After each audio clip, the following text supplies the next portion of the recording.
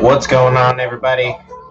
Mike D, aka Dead Cynic here, coming at you with a live stream. Thought we would hang out for a little bit and talk about Heady glass. Been meaning to actually come at you guys with some glass content, so figured this would be a good way to do that. Hope everyone is having a good night. Much love to all of you guys. Thank you to everyone that comes in and hangs out with me. Let's go ahead and get the first dislike in, because fuck the haters. We got music. We got dabs. Let's go ahead and pack a nice fat dab. Got a little over 10 grams. Started out as 11 grams of this GMO cookies cross. Michael J, what's going on, fam? So let's go ahead and start out with my tenants, because depending on how deep into the glass discussion we get, I may offend some people. I'm not here to be politically correct. I am not here to say things that everyone agrees with. I am not here to be everybody's friend, and I ain't no fucking cartoon character. So now that we got that out of the way, I think it's important to note that my channel, above all, is an informational, educational channel, and I try my best to give people reliable, trustworthy information. And to that point, there's some things that I don't talk about, I don't recommend, I don't cover. Part of it is because it's just never going to be in my collection. The other thing is because I don't really think of it as a good product and I don't want to get into it. Then there's other just common sense shit that I figured people would realize watching my channel. And yet I get, like, one of the most common questions for me to get on my channel is, hey fam, can you recommend a glass shop that'll help me find a rig for 40 to 60 bucks? It's like, no, I can't. Because honestly, like, most of my bubble caps are going to be more than that. So I can't help you find a rig that is that cheap. And if you want something that cheap, my channel's the wrong fucking channel to watch. Because I understand that people have budgets, but at the same time, I'm not a bargain bin shopper when it comes to glass. So I will not be able to tell you all the best places to get things dirt cheap. Because if you've watched my content with any regularity, what's going on, Sarah? Then you would know that I say it gets to a point where you do get what you pay for. So if you want good quality glass, there is a level at which you have to pay a little bit more money. And it drives me nuts. As much as I love my community and I love the fact that, new people watch and they have questions, there are some questions I just don't enjoy getting. I don't enjoy answering. And that's one of them. And so I've been answering it a little more honestly these days, and I've just been saying, no, I have no recommendations for you. And honestly, if you want something that cheap, just go to DHgate, because what you're doing is you're asking for my permission. Like, there really aren't a whole lot of fucking legit head shops that are going to sell what you're looking for. What you want is a China importer, and you want me to tell you that it's okay to buy from them. Here's a list. But I don't have a list because I don't even fuck with shops. I don't even like shops. I just deal with the artist directly. And let me tell you, that can be a pain in the ass too. It can be a huge pain in the ass. So collecting glass is something that you have to be very serious about as far as your love for the art. Because there's a lot of situations that you'll run into which are a little aggravating. They get on your nerves a little bit. So let's go ahead and take a dab and take a shot, and then we will continue our discussion. And if anybody has any questions or wants to see a certain piece of glass or wants to know about a certain color, I tell you what, I will tell you guys everything that I know. I don't know everything. I'll say that real quick. But I've been collecting since I was 18. I'm 33. I love glass. I've done business with a lot of different glass blowers, and I'm happy to answer questions. So we got 7 homies in the chat. If you guys want to know anything, if I know it, I will share it with you. To all of you that are here, thank you very much for joining me. Let's go ahead and take a nice fat dab.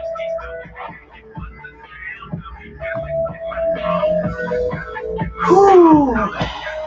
I am pretty stoked though, because we have some cool shit coming up. We're gonna be getting a new poison apple.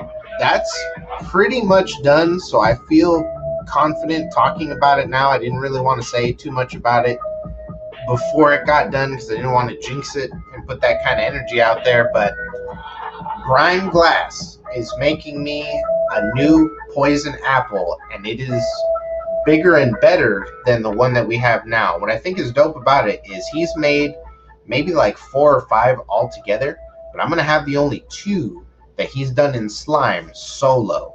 He's done collaboration projects where he's done up the apple in slime, but I will be the only one that he's done where it's been a solo apple and he's done it in slime. And I will also say that the slime that he uses is regular slime, and both of the apples that he's made for me, I've had him use satin slime. So I want to say that I also have the only 2 apples that he's done in that particular slime, which is dope.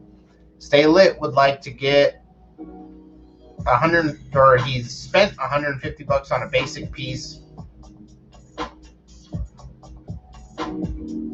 Yes, absolutely. And so Stay Lit is saying he just spent $150 on a glass piece, and he notices that there's a big difference between a $50 piece and a $150 piece. Absolutely. What I would say, fam, is, it's not something where you just throw money at people all the time. When I get a piece, I save up for it. So it's not just you're shelling out money left and fucking right. Like, there's pieces where it takes me a couple of months to get what I need to pay for it, but that's part of having love for the craft, is that you know what you want. So you're like, you know what, I dig this project, I want to make it happen, let's fucking smash on this. Sarah, thank you. And so I will be trying to get back to weekly content. I need to get off my ass and actually do it. You know what? Just as a tribute to that, let's go ahead and play some Mark Rebillet. If you don't know, this guy is MarkRebill,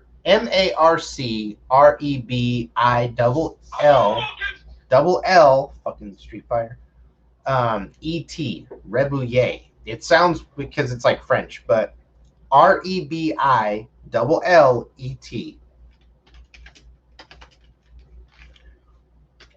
He recently did a stream called I Don't Want to Stream Today, and I felt that, because there's days where I don't want to make content. I don't want to fucking post to Instagram.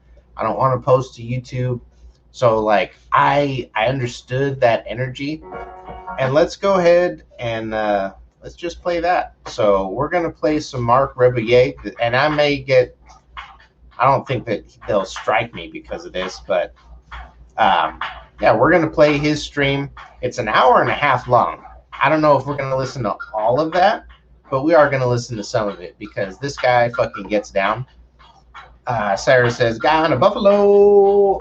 It's an amazing series, and I suggest that you introduce it to anybody that hasn't seen it yet. We got Leah Monkey's mama. What's going on? Much love to you and Leah and the rest of the fam. It was awesome getting to meet you and your husband and everybody, basically. We'll have to get you guys down so that we can have dinner and take a couple shots next time. But seriously, thank you guys so much for coming and chilling. It was neat to be able to give Leah a dab mat in person and actually see like the expression on her face, because she was tripping out. She was like, he's actually here. And that was really neat to see. It was just cool. So much love to you guys. Again, thank you for making my day. And that was an awesome meet and greet. And I hope that I'm able to do that with other people in the future, because it was very humbling experience, and it was very cool to be able to do. So yeah, Mark Rebouillet, I don't want to stream today. That's what this stream is called on his channel. Terry Yvonne, what's going on, fam? All right, let's go ahead and clean up this banger, and then we are going to take a nice fat dab. Again, this is going to be a Heady Glass discussion, so if any of you guys have any questions, or you just want to share something that you know about glass with the rest of the crowd here, feel free. I'm just going to be hanging out with you guys for, I want to say, probably like an hour and a half to 2 hours, and we're just going to be chilling, so stay lit. I have some GMO cookies cross right here. This says 8 grams, but they also sent me another jar with like 3 grams in it of the same thing, so I just added it to this. So there's maybe a little over 10 grams in here right now. You know what, fam? And so I honestly thought that this month was going to be busier, because I could have sworn that Rich and Danny were going to try and plan to come down this month. And I told them they were more than welcome to stay here at the pad. They could have my room, and I would actually just camp out here in the office. I haven't heard anything from them about that. Not really expecting them anymore, but you know, if they ever do come down, there's a spot for them, and I look forward to seeing them and cooking for them if they do happen to come to California. But yeah, there's it's a double-edged sword as a content creator and as somebody that tries to actually get to know the people in my community, because that does kind of happen a lot. Like, people, they'll make plans and they'll say, you know, it would be great to meet you and stuff, but not a whole lot of folks actually follow through. So, like, as far as Eunice Morales, I got to meet her. She lives in Colorado with the rest of her family, and she came down to California for her family thing and decided to stop by and fucking say what's up. So, and I told her the first thing that you said was, like, where's the hand? And I knew it. And she did the whole, started rolling her eyes and shit. And I was like, don't roll your eyes at me. I told you this was going to happen. I told you. I knew it. But I can't blame her, because at the end of the day, she thinks like I think. You know, if she was the YouTube personality and I was just the boyfriend that hung out on camera, if someone ever wanted to do like a meet and greet, I would never like impose myself on that or be like, ooh, can I go? Because I would feel exactly how she felt. They asked to meet you, not to meet me, so why would I go?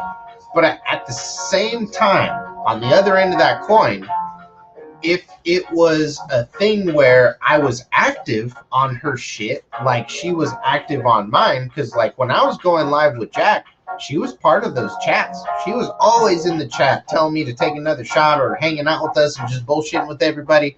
Whatever it was, she was always there.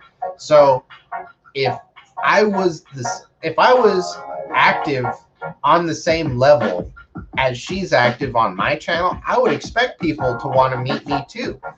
So, yeah. You just saying, I'm glad I met Deacon. Oh yeah, he's always making friends. I'm sure that he was happy to see all of you guys. And yes, she absolutely does owe you. All right, so let's go ahead and clean up this banger, guys, and we will take a nice fat dab of some cookies and GMO. That's the cross that we got right now.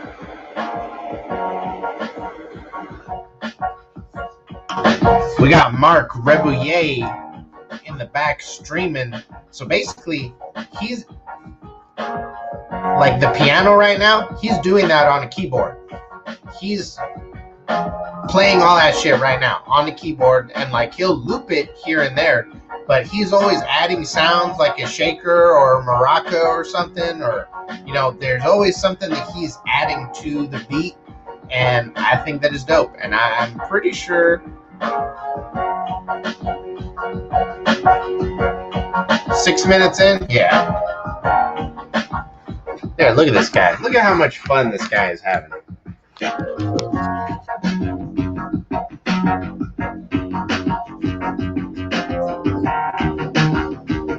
And this is what he does.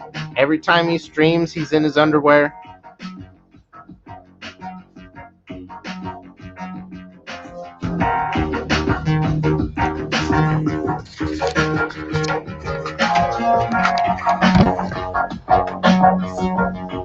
Yeah. Watch some Mark Rebouillet. Terry Evon. I was actually talking about that earlier. I haven't gone past Gears 3. I'm not really interested in the new Gears. I'm sure that on some levels they're awesome, but I heard that like they got rid of some weapons, like there's no more Scorcher. Scorcher was one of the dopest fucking weapons that you could use on Gears of War. So I don't know if I really want to play a newer version that doesn't have one of the best weapons that they've made. Having said that, again, I'm sure it's an awesome game, but no, I haven't played it. And I'm going to be totally honest, like, I'm not really a gamer anymore. Like, I have my old shit. I have a PlayStation 2. I have a GameCube. They are fully functioning. I recently bought an HDMI converter for the GameCube. I need to get one for the PlayStation 2, but after I do that, I'll have everything that I need to play it on any kind of TV. I actually used to have, well, not that I used to, it's just my buddy Josh is borrowing it right now because it's mounted up in his room. But I have a flat screen that has the old red, white, and yellow connections in the back. So I have a flat screen TV that I can play PlayStation on and use the old school connections on. I think that's fucking awesome. Terry Evon says the Scorcher is back. See, that would give me a reason to play. The whole point of this stream is that I don't want to do the stream, but sometimes you gotta get up in front if you shouldn't do shit that you don't want to do. You gotta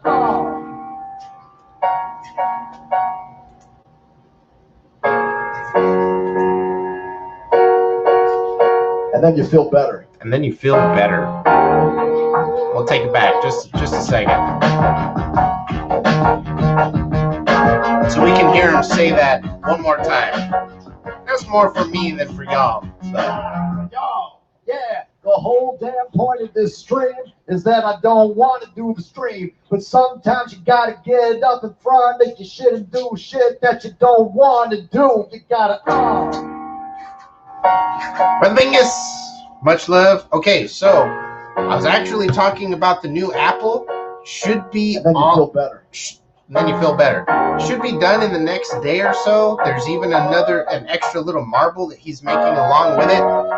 That's gonna go out in the mail very soon. And basically, so to the 14 homies that are here, my brother Bingus and I do a show every year, Mike's Traveling Glass Show, where me and him get together. We have a couple of shots, I take a couple of dabs, and we walk through all of the Heady glass in the collection. It's a pretty dope little thing that we do. We've been doing for like the last 2 or 3 years. I think this is going to be the 3rd year. So because Brother Bingus's pretty much like favorite rig in my collection is the Poison Apple, I've been really stoked on the new one, and I've been waiting on that to come in before we do this year's edition. So as soon as it comes in, I'm going to hit Brother Bingus up. And to those of you that are watching right now, make sure you keep an eye on his channel, because that's where we're going to be. Terry Evon, that's dope, because that's one thing that I will always enjoy about the game is all the different weapon executions. So, hey.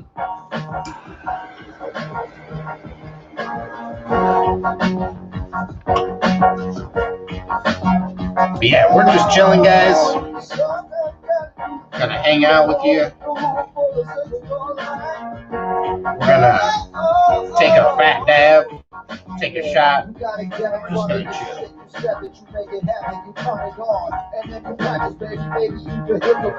Whatever that you need to do to make it happen, whatever you need to do to manifest it from the devil.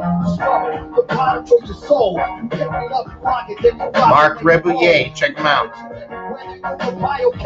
This one is called I Don't Want to Stream Today.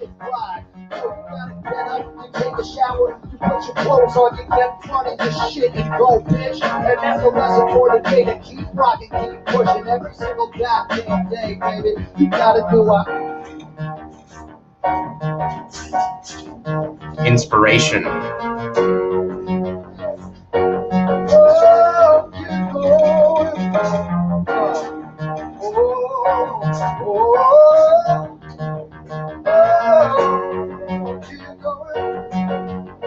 So I don't know if I'd call it an execution, but I definitely enjoyed when he had a meat shield, sticking a grenade to it and kicking it towards people. That was always fun. Alright.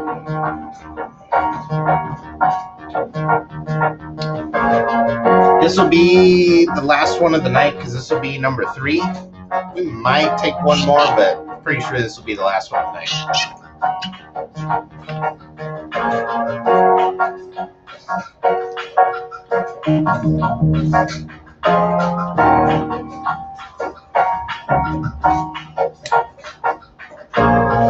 And just in case anybody was wondering, 9 homies in the chat, we have Dead Cynic dab mats available for sale. Hit me up on Instagram or email for pricing and availability. We also have Dead Cynic slaps. They are 5 for $20 shipped. We also have keychains. We got Dead Cynic and Dab Pack keychains. All of this is for sale. Again, email me or send me a message on Instagram for pricing and availability. I'm actually running pretty low on the keychains. I need to have my buddy make some more.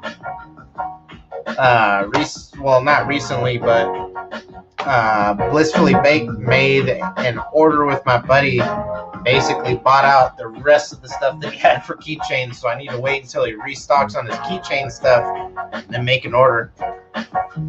Yeah. Random Andy, what's going on, fam?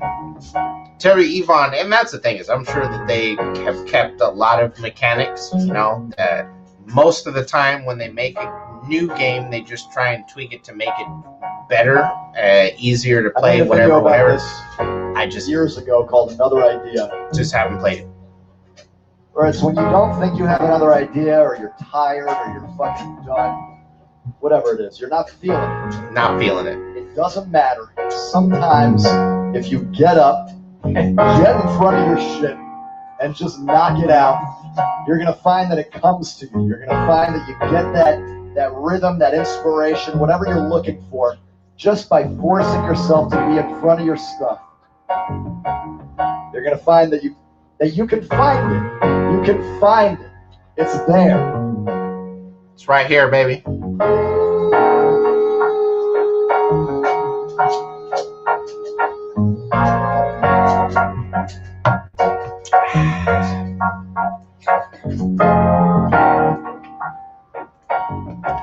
Yeah, it's one of the more random things that I watch here on YouTube, but I really enjoy watching this guy get down on his keyboard and watching him make these beats, because literally he built this beat from silence. He just started making sounds and shaking shit and just fucking, now it's what we're listening to. It sounds pretty good.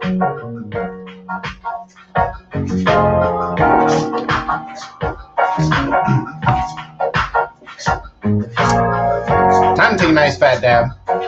Then we will continue our discussion on Heady glass. I'm hoping to keep it on the topic of Heady glass if we can. No matter the time, no matter the place. Some questions I may not necessarily be the best guy for, and I will readily admit that.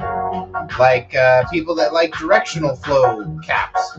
I'm probably not going to be the best guy for that because I like bubble caps. People that like e-nails. Probably not going to be the best guy for that because I've never fucking owned an e-nail. I don't even like them. e-rigs like the Puffco and the Dabrite or whatever fucking other ones that there are. Probably not going to be the best guy for that because I collect strictly glass rigs. I understand that you can get these little attachments for them and shit. To me, it's not the same. And everyone that I've talked to that owns an e-rig, they all say the same thing. They're awesome. You can take a good sized dab on them. However, people like me, where that's not what I was going to say. That's just a burp. A good sized dab looks like this. You got to be careful with the e-rigs because they're not really built for shit like that. Now, I've heard talk of they've made new inserts or whatever for bigger dabs. That's awesome. I would love to try one, and when I see one and I'm able to try it, then I'll talk more about it. But as far as I know, they're not even really made for the kind of dabs that I take. So what I will say is right off the bat, when it comes to me and glass, and I'm surprised that people haven't understood this or realized this. And for the most part, what I will say is it's not even you guys. You homies that tune in on a regular basis, the people that are here in the chat on the live streams, you guys don't ask stupid fucking questions. And I'm sorry to put it like that, but there are just some questions that are fucking dumb. And I don't enjoy answering them. You guys don't do that. And I appreciate that. I'm not saying that there are stupid questions. They're just questions that I figure could be answered more by common sense than by someone like me. And when I see them, I automatically think, fuck, I don't enjoy answering this question. It just happens. And it's not even like it's a lot. But let me tell you, when you have 2,000 plus subscribers, I'm at somewhere a little over 3,000. But when you have 1,000 plus, 2,000 plus subscribers and people are actually kind of active and you get comments on your shit, you run into a lot of stuff. There's a lot of different questions that people ask. But one thing that I've learned is since I try and present myself as an educational, informational channel, I get a lot of newbies. And so I get a lot of the same question over and fucking over again. And what I really wish is that people would watch the video and read comments and look at the shit that I've already answered or watch the entire video. Sometimes I answer their question, they just didn't fucking watch long enough. I can't do anything about that. So all I will say is to you guys that are hanging out with me right now, thank you. Because I don't get the dumb shit from you guys that I actually get from other people, and I appreciate that. I would much rather the people that actually come and hang out with me live don't do that shit, and you guys don't, so I appreciate that. And that's not to say that I don't want you to ask questions. I do. It's just sometimes I get a certain question and I see it and I'm like, wow, I'm surprised somebody's actually asking that question. It happens.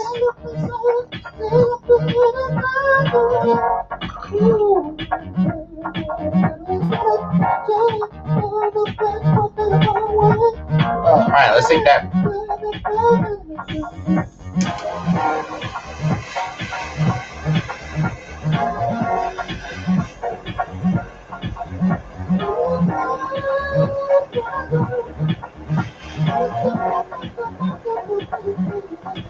And I think in the future, when people ask me those kinds of questions, I'm going to send them to this live stream. I'm just going to put a link on the comment saying, watch this stream. And if they decide to unsubscribe or whatever,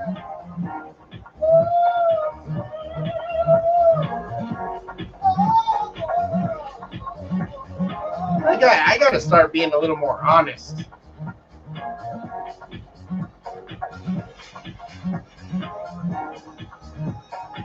So I've been really nice about shit for a lot of different reasons. Most of the time because I don't want to have to deal with people getting all fucking butthurt that I was honest about my interaction with them as a business, because that's really what it comes down to, is nobody likes to know that they did a bad job. And the shitty thing about me is I'm a customer that actually talks about that. And I don't just talk about it. I have a fucking YouTube channel that covers a wide range of topics, mostly glass. But if I do business with somebody and they fuck it up, there's the potential of, at least now, with how many subscribers I have, 3,000 people hearing about the bad service. Now, that's not as much as some other content creators, but you know what? Let's take half of that. Let's take 1,500 people. Let's say that half the people that watch my channel decided to buy or not buy from companies that I recommend. You know what? That's a lot of customers. And I don't pay for subscribers. So the numbers behind my name are real fucking people.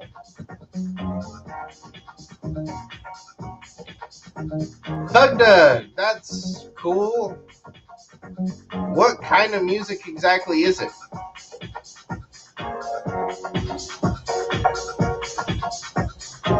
Is it something like this?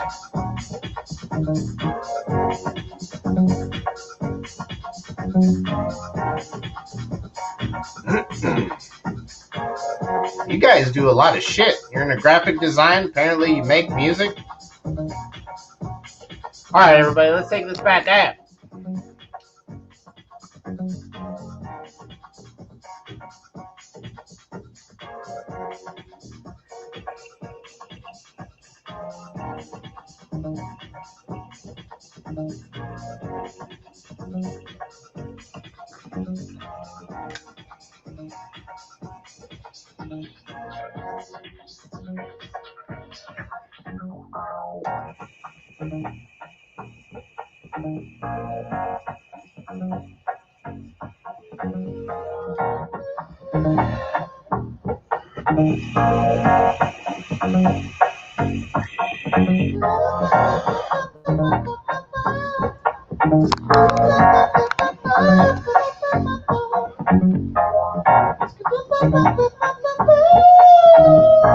Seven homies in the chat. What's going on, seven homies in the chat?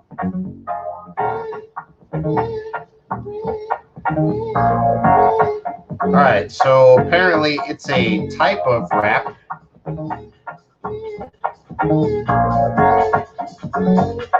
Cool. Well, I hope that it is successful and lots of people listen to it, fam.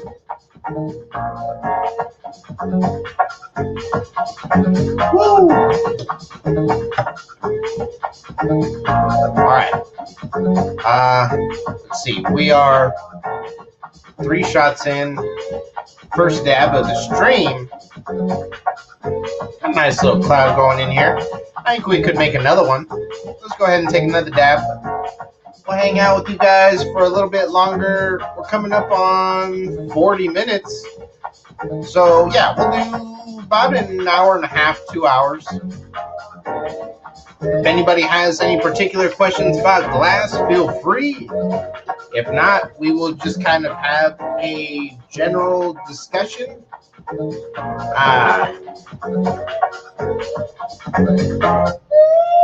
You know, I think I've really surprised a lot of glass artists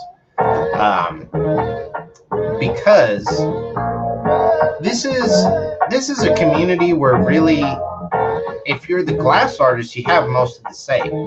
So, you know, let's say that a customer did have a bad experience. Most of the time, the glass artist is such a larger presence on social media that even if the customer had a bad experience and they publicized it, nobody would fucking see it.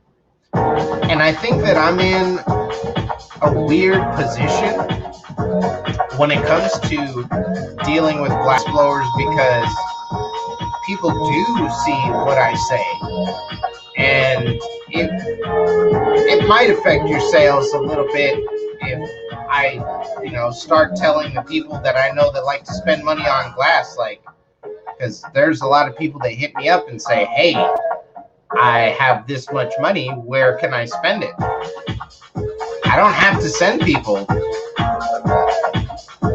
here or there. Basically, people come to me because they trust my opinion, so I can send them wherever I want. And thankfully, to my credit, I've been pretty good about, even if I've had, like, my experience hasn't gone that great, I still can put myself in somebody else's shoes and say, well, you know what? I understand maybe I'm not everybody's cup of tea, and if this person does business with them, they might have a completely different experience.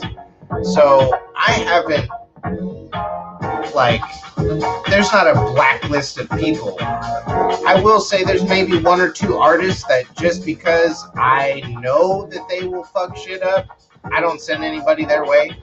But that's a very, very small, again, that's only one or two artists. And that's because I have a lot of personal experience with having dealt with them, and I would just rather nobody else do it. There's one artist in particular that I haven't even covered any of their glass. I need to put the piece in, probably in the next glass shop entry, because it's a really nice rig. I just have not been looking forward to talking about the experience, because I actually got this guy's PayPal shut down because he was fucking around with my money, and not even just my money, but other people's money too, and we didn't like it. So not all transactions go well. You don't always build a good relationship with artists. There's very popular artists that if you were to mention me, they'd be like, yeah, I don't know about that guy. And to be completely honest, when you really break it down, like the situations, that came from their bad business practices of me calling them out on it and them not liking me because I called them out on their shit. And it's sad that that's how it goes, but that's the way that it is. And we could name drop, but I'm not going to do that because that's not what this stream is for. I will just say that anybody that's hit me up that has asked for my opinion personally, I always tell you guys, these people do this kind of art, but I would caution you because this is the kind of experience that I had. And I just hope that, when people ask for my opinion, it's because they trust my opinion. So if I do give them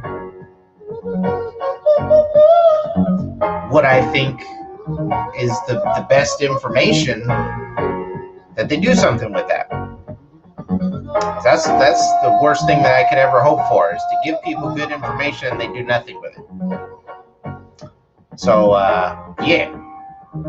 Anybody has any glass questions, any kind of glass inquiries? We are having a heady glass discussion tonight. And you're gonna be all right, baby. All I can say is, if you're a glass collector, if you deal with, we got my little brother in the chat. What's going on? Always good to see you, sir. If you only ever deal with one glass blower, consider that a blessing. But like throughout my endeavors as a glass collector, I have dealt with so many different artists, and what I will tell you is some are more difficult to deal with than others. Some people, transactions are so smooth, and it's a pleasure doing business with them. This stream is called I Don't Want to Stream Today because I really didn't want to stream today.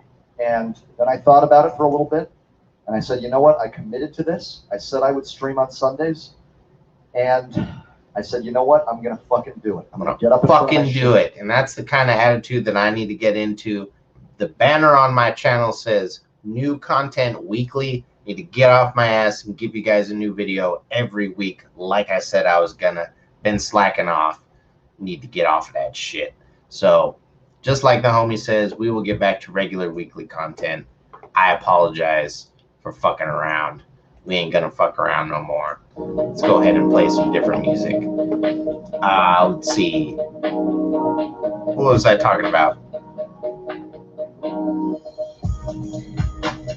Heady glass, something about heady glass. Anyway, We have a bunch of people coming in. What's going on, guys? Good to see you. 8 homies in the chat. LHS Snare. I love your videos. Your information is so useful. Please don't stop because God bless you, my man. Recently bought a Gavel V3 off of Ruby Pearl. Shit's been smacking. That's what's up. Ruby Pearl Company is dope. I actually have 4 Ruby Pearls rolling around in my banger right now. They are amazing. And hey, that's the kind of shit that I make content for, fam. Thank you so much for the kind words. Thank you so much for tuning in. I really appreciate you catching a live stream. And if you have any questions about glass, this is a Heady Glass discussion. You are more than welcome. We are just chilling. But yeah, I need to get off my ass and get back to doing weekly content because that's what my banner says. And, you know, even if I don't feel like making content, there are people that watch, and I need to make sure that I respect you guys because you followed me for a long time, and especially like the people that tune into my live streams. You guys are, for the most part, people that have been hanging out for a while in the live streams. And why not give everybody a place to hang out at least once a week? That's what we need to do. Andrew Fraser says, I'm at work right now, but what do you think about wax pens? So every now and then I'll buy a disposable because I don't have to worry about a replaceable cartridge or a charger or fucking meh. You get it, take it out of the package, you smoke it until it doesn't smoke anymore, and then you fucking throw it away. I like disposables. And then I will say that if you have a good connect for pre-made cartridges and you don't have to pour your own or mix that shit because that just gets all messy and it's a fucking hassle. If you don't have to do that, then yes, some cartridges can be okay, but you have to be really careful because there's a lot of janky fucking cartridges that people put a bunch of bullshit in because cartridges are easy to pass off. So you got to be really careful when it comes to pre-made cartridges.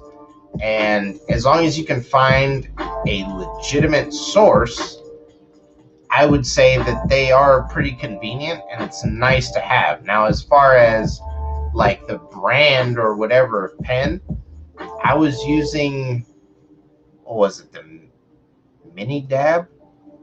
I think.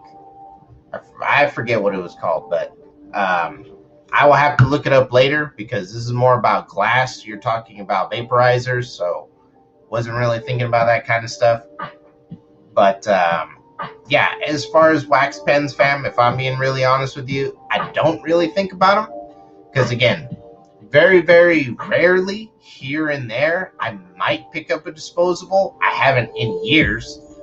I used to have a vaporizer pen that you could use disposable cartridge, well, not disposable, but cartridges on, and I ended up giving them all away because people would break theirs or they needed one. I'd be like, well, shit, I got like 2 or 3 left. Here you go. And it got to the point where I didn't have any left, and I gave my last one away. So I just don't buy them anymore because people break them and they ask me for them. And you know, that's really the only thing that people know that I would give away. Nobody's ever going to ask me for glass or like a nail or anything because I'm not giving that shit up. But yeah, like electronic shit, I don't really, it's not really something I'm going to use on a regular basis. So if somebody needs one, they probably need it more than me.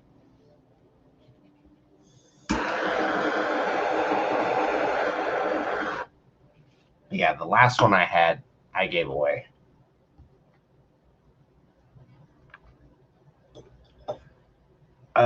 So then I guess what I would say about wax pens is take a real fucking dab instead.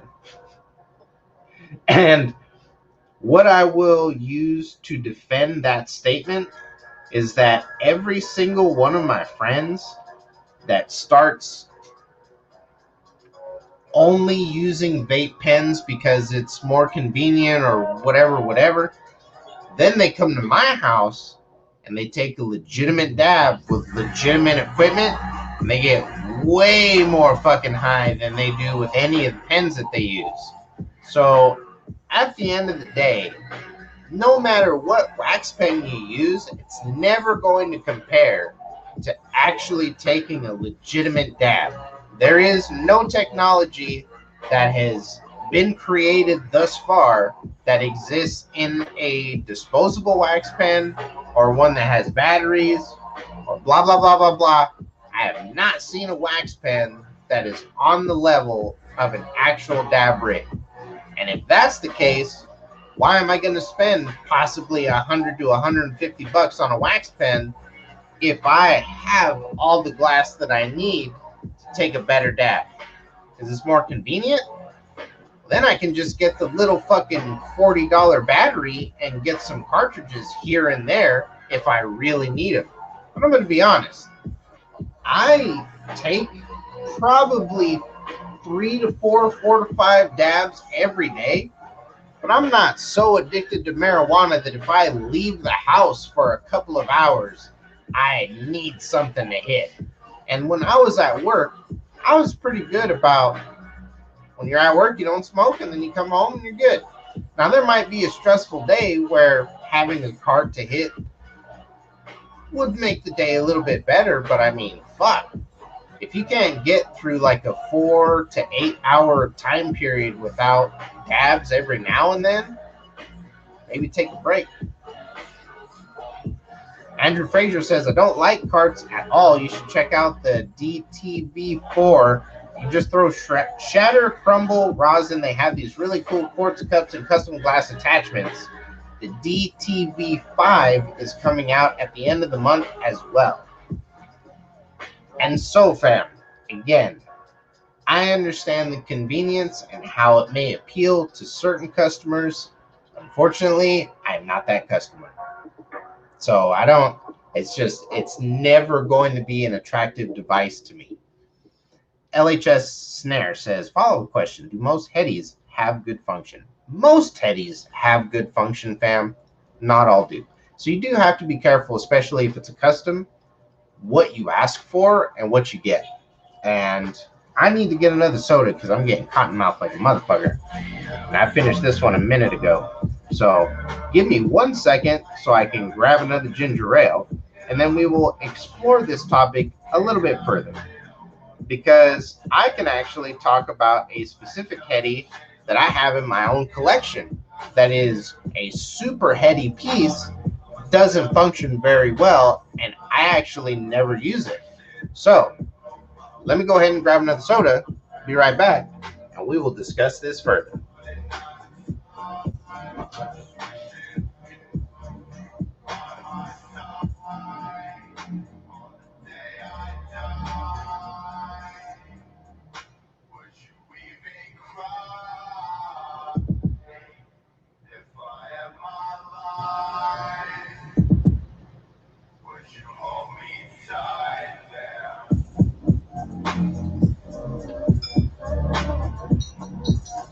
All right, so LHS Snare. Great example of a super duper Heady piece that does not function very well. Oh, Deacon? Yeah, that's my best friend. He's just chilling. That is his life right there. Chill mode.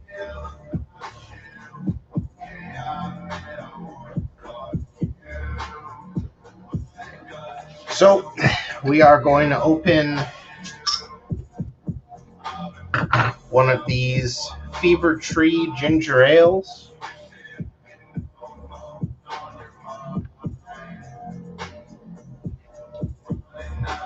They're pretty fucking tasty, and I gotta say, now that I've had this ginger ale, when I drink Canada Dry, it almost kind of tastes just like carbonated water, because this shit has like a real ginger taste to it, and it's not like ginger beer, because I fucked up and I bought some ginger beer.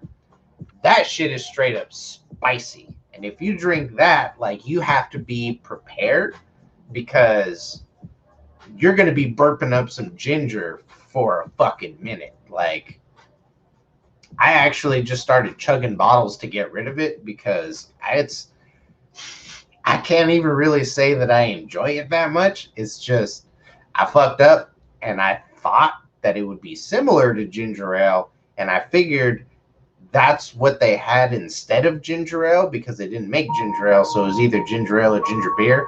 I didn't understand how different the two beverages were. I understand now. I understand now.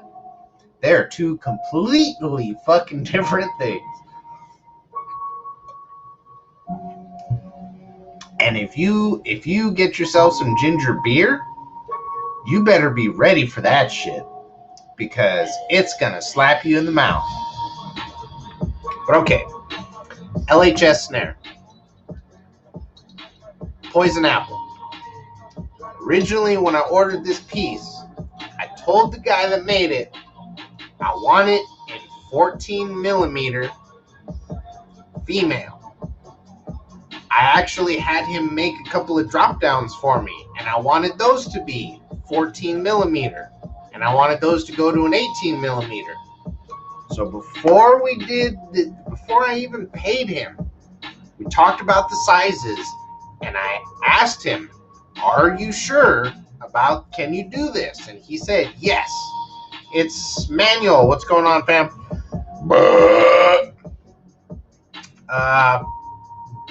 Blue. So, fam, I'm not a beer drinker. And that's the thing is, ginger beer is non-alcoholic. It's basically just a hardcore ginger ale that is almost like peppery. Like it's, the ginger taste is so strong in that shit, like it's peppery almost. Now, what I'll say about this is the reason why I wanted to buy it is because I've been drinking Canada Dry for the longest time, and that's kind of like the bullshit version of ginger ale, basically. When you read the ingredients on there, it says that there's less than 2% of ginger extract in that drink. And they actually have a couple of different kinds of like exotic ginger that they use for this shit. So Fever Tree, they make a more premium, I guess, type of ginger ale. Having said that, costs a little bit more, but I will say I can taste the difference and I like it. Now, what was I talking about? Rigs. So this fucking apple. God, this fucking apple. Originally, I asked him to make it in 14 millimeter. The day that I got it and I unboxed it, the joint, including the attachments, which he made me 2 drop downs, they were all 10 millimeter. I was fucking pissed. And the first thing that I did was I took a screenshot of him saying, "Yes, I can make it in these sizes," after me saying, "You're going to make it in 14 millimeter.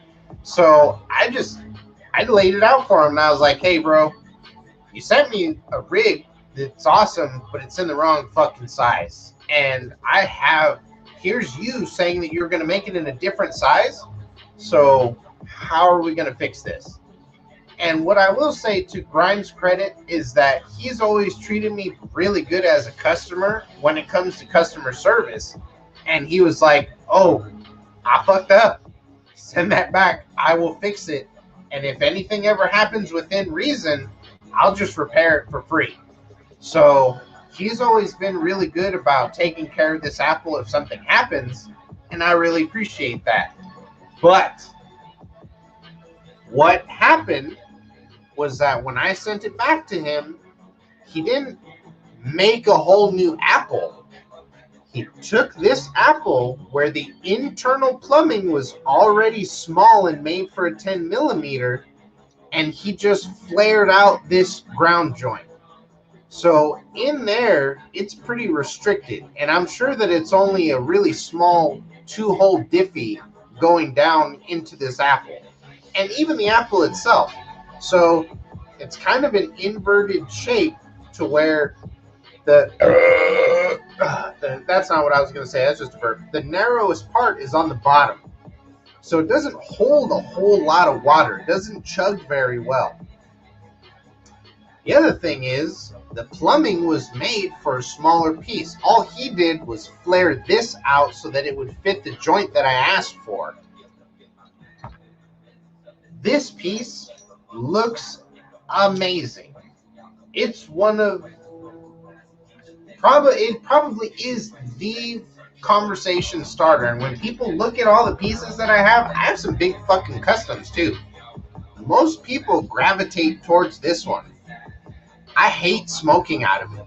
I fucking hate smoking out of it. I really do.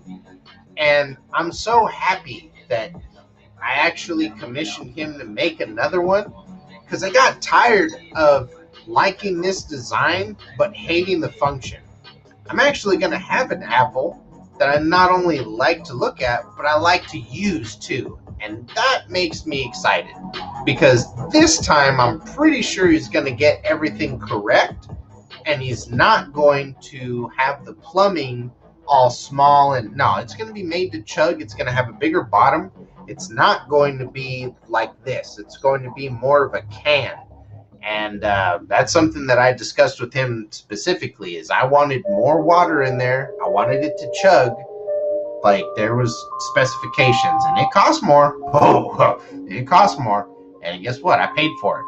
So I am hoping that that's going to be coming in the mail within the next couple of weeks. And we're going to, so I think that we'll do the unboxing on Brother Bingus's channel. We'll hit him up and we'll do the Mike's Traveling Glass show, and we'll do it the day that piece comes in, if we can schedule that out that way. If it works out for Brother Bingus's schedule, that is. And we'll unbox it on his channel.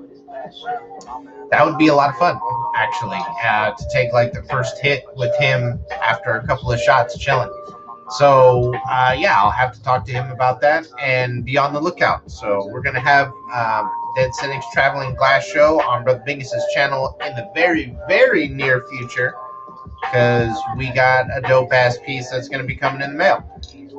I will say that this year we focused mainly on caps.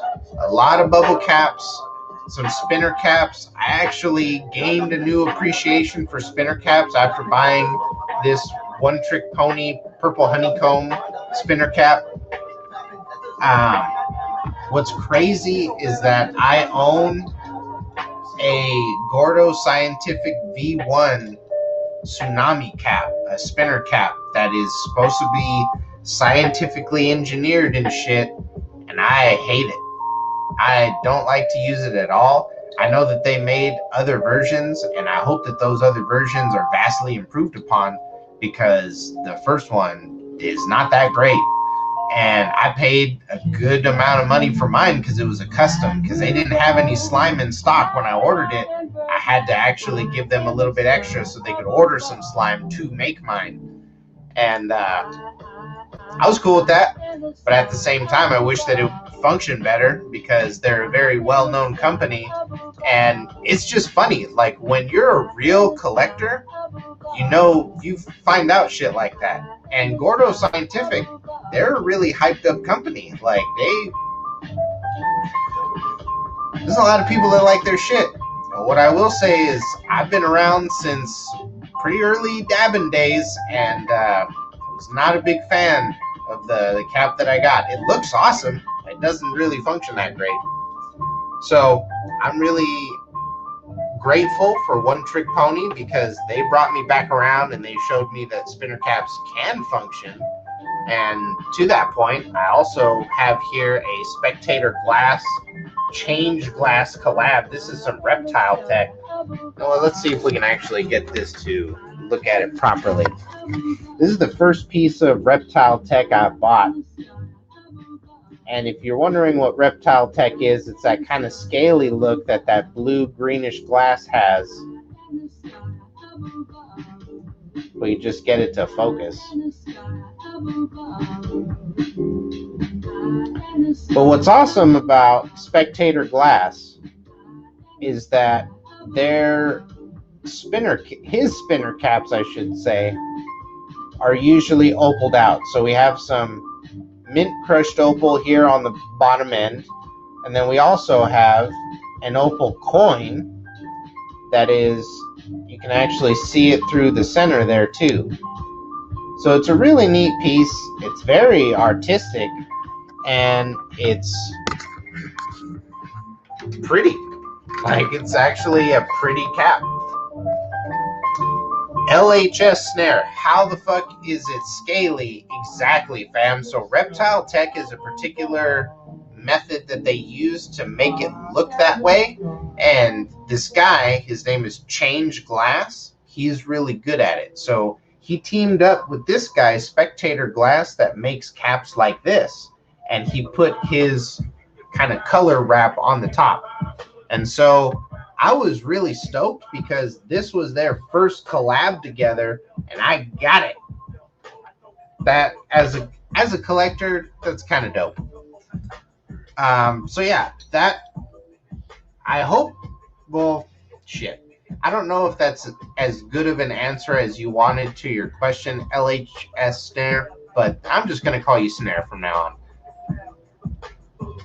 You have to be very careful when you do business, and especially if it's a custom order, because one thing to try and get in your head early as a glass collector is to understand that for the most part, glass artists do really try, especially on custom orders, if a glass artist does do custom orders, because not everyone does. Glass artists that do custom orders try really hard to make our mental image a physical image.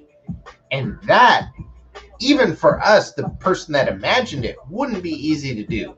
So I would caution anybody that starts collecting glass on a heady level to give the artist at least a little leeway in your head for the design, because their job is not easy. Taking your, and depending, because here's the thing, some people are artistically gifted and they might be able to draw out exactly what they want and present it to the artist, in which case it's a little bit easier for them to have that mental image to work with. But me, I'm not artistically gifted, so I instead try and give a very detailed description of what I want so that they have the best mental image to work from based on my description. And I've found that that usually works pretty well, but again, you always have to leave a little bit of room for interpretation, because these people aren't us. You know, they're not in our heads. So even despite how well we might think we explain something, it still goes through the filter of their brain. And, you know, if you're dealing with an artist, then you should understand the scope of what they're able to do. And so, you know, the projects that you present them should be within their wheelhouse so that they at least can do their best work. And all I can say to you guys, there's 9 homies in the chat, depending on who's in here, if any of you guys ever need help figuring out what artist does what the best, hit me up on Instagram, send me an email. I will do my best to link you up with an artist that best meets the criteria of the piece that you want to get done. What I will say is, you have to understand that depending on how complex the piece you want is, you may have to pay a little bit.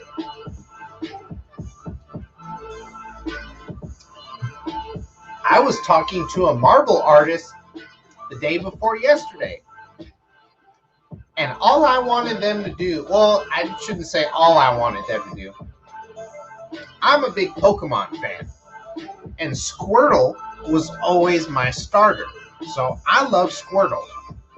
I wanted this lady to give me a slime marble with the Squirtle Squad leader, the little fool with the sharp sunglasses with his arms crossed. I wanted a 40 millimeter marble with that little Squirtle Squad dude on it. That's almost $1,000 that I got quoted. She wants $800 for a marble. So glass gets expensive. I didn't buy it. I didn't say let's get that, because again, that's a lot of money for a fucking marble, and I love marbles. That's a lot of fucking money for a marble. So maybe one day when I got it like that, but not right now. But But yeah, glass can get expensive. It's definitely not the cheapest hobby, depending on what you want to do. Now, there's some people that I've encountered, and I will admit, in the very very beginning, I kind of thought that way. I was like, I would just like to have a large collection so that I have a bunch of different options. But there's a lot of people that hit me up that they don't really care about quality. They just want a lot of glass. And to that, it's like, just go to DH Gate. Like, don't bother me. Just go hit up the importer. Literally, like, go pull a dab and granny. You could spend $1,000, get yourself like 20 different kinds of rigs, and you just try them all. They all look different.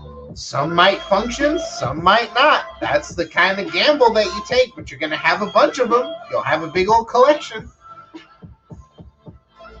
Some people, that's cool for them.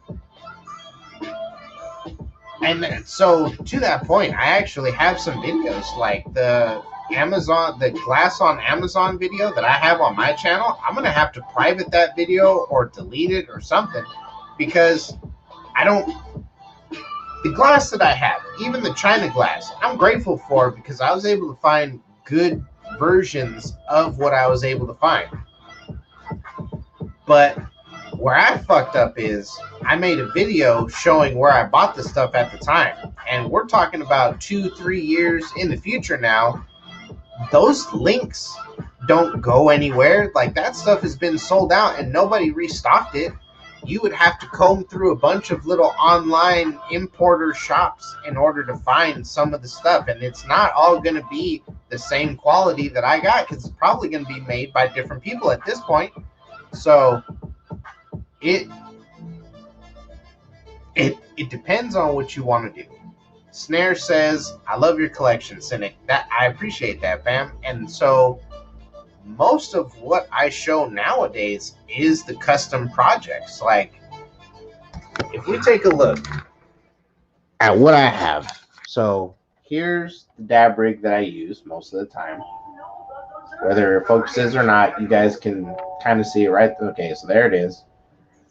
Then there's the corner over there where those two bottles are. That's where I keep my quartz nails, a few marbles, and most of my glass dab tool. Well, actually, all of my glass dab tools. I shouldn't say most of them.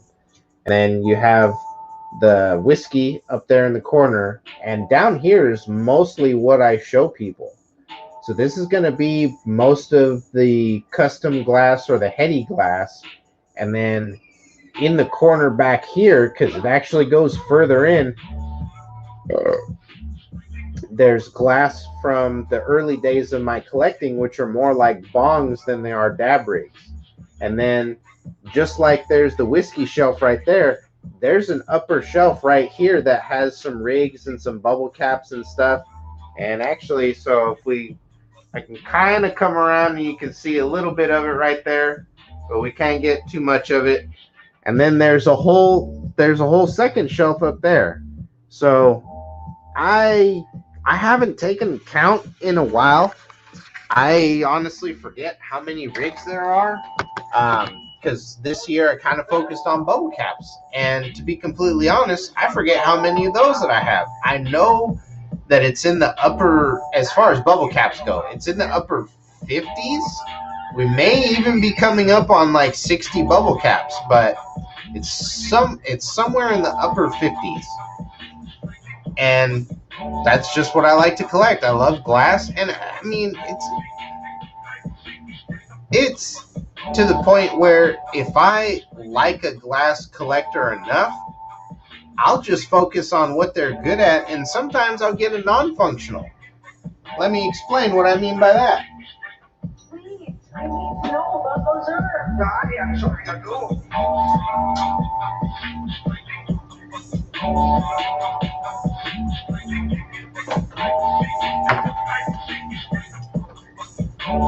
A Heady rig that I cherish very much. This is Old One Eye. And this is made by Drew B. Glass. He used to be out of San Diego, but he's moved and he's in a different place now. But he does great work. This is a King Sluggo that he made for me. This is bigger than most of his usual Sluggo rigs. And it's got a big old 10 millimeter opal eye. And I love it. I like that rig. And I really like his art. And I have wanted him to make me a non-functional Sluggo for a while. So I hit him up one day and I asked him, would you be willing to do that? And he made the first non-functional Sluggo totem. It's got an opal for an eye. It's got galaxy black teeth. And it's just a dope little glass slug. Just a little glass figurine. So I enjoy challenging artists. I enjoy being the first person to do this or the first person to have them do that or mix these colors. Like, I think that that's really neat. And also, I think that it's cool to push artists and to challenge them, because I'm going to be like, not even to be pretentious, but honestly, my color schemes and stuff that I ask them to do, that becomes things that they advertise later and they talk about doing. Now, they never link it to me, which kind of sucks, but at the end of the day, it does make me happy that I'm able to push these people and give them almost like a new skill set. So what I will say is that in glass collecting, don't be afraid to ask for what you want, especially if you're willing to pay for it. Just understand that if you're talking to glass blowers, everybody has their own speciality. I didn't ask this guy to make me a bird or to make me a wolf. I asked him to make me a slug because he makes slugs. And he made me 2 dope fucking slugs, one of which is the first of its kind that he had never even made before. So, you know, just explore. And again, to the 8 homies that are chilling with me right now, if any of you guys ever need help finding an artist that does this or that design, just hit me up. Just hit me up. I'm more than happy to help you figure out who can do what you're thinking of. That's what I enjoy doing. I wish that I could build a business off of that. Some kind of service where you pay me like a flat rate or whatever, and I help you build your piece. I walk you through the entire transaction, start to finish, and I just help it be good. But that's the thing, is nobody would be willing to pay for that. Everybody wants the advice. Nobody wants to pay for it. And that's the thing, is most of the time when I tell people, you know, it's going to cost you this much, like, nobody wants to pay that. So it sucks, because I would imagine people watching my channel get an idea that the stuff that I'm talking about, for the most part, especially if I'm talking about custom glass, it's not cheap. But fuck, man, the people that hit me up, their budget's usually pretty small. And I try and help everybody. I'm just saying, I figured it would be a common sense thing. I guess it is not. Snare. So I was born January 29th, 1988. In the regular zodiac, I would be considered an Aquarius. In the Chinese zodiac, I would be considered a dragon.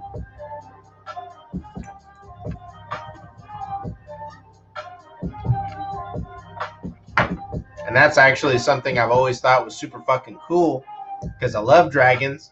So being able to actually say that I was born in the year of the dragon, it's like dope.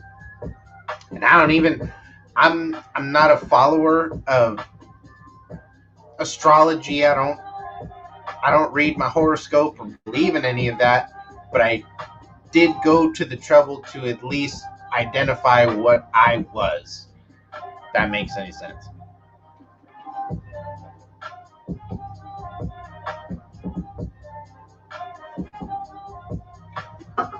All right, these bottles don't really have a whole lot of soda in them, guys, so I got to go get another one. I will be right back. We are at an hour and 14 minutes. I said that I was going to hang out with you guys for about an hour and a half to 2 hours, so we are coming up on that. We just chilling, having a heady glass discussion. If anybody has any particular questions, please leave them in the chat for me. I will do my best to answer them. But for right now, we just chilling.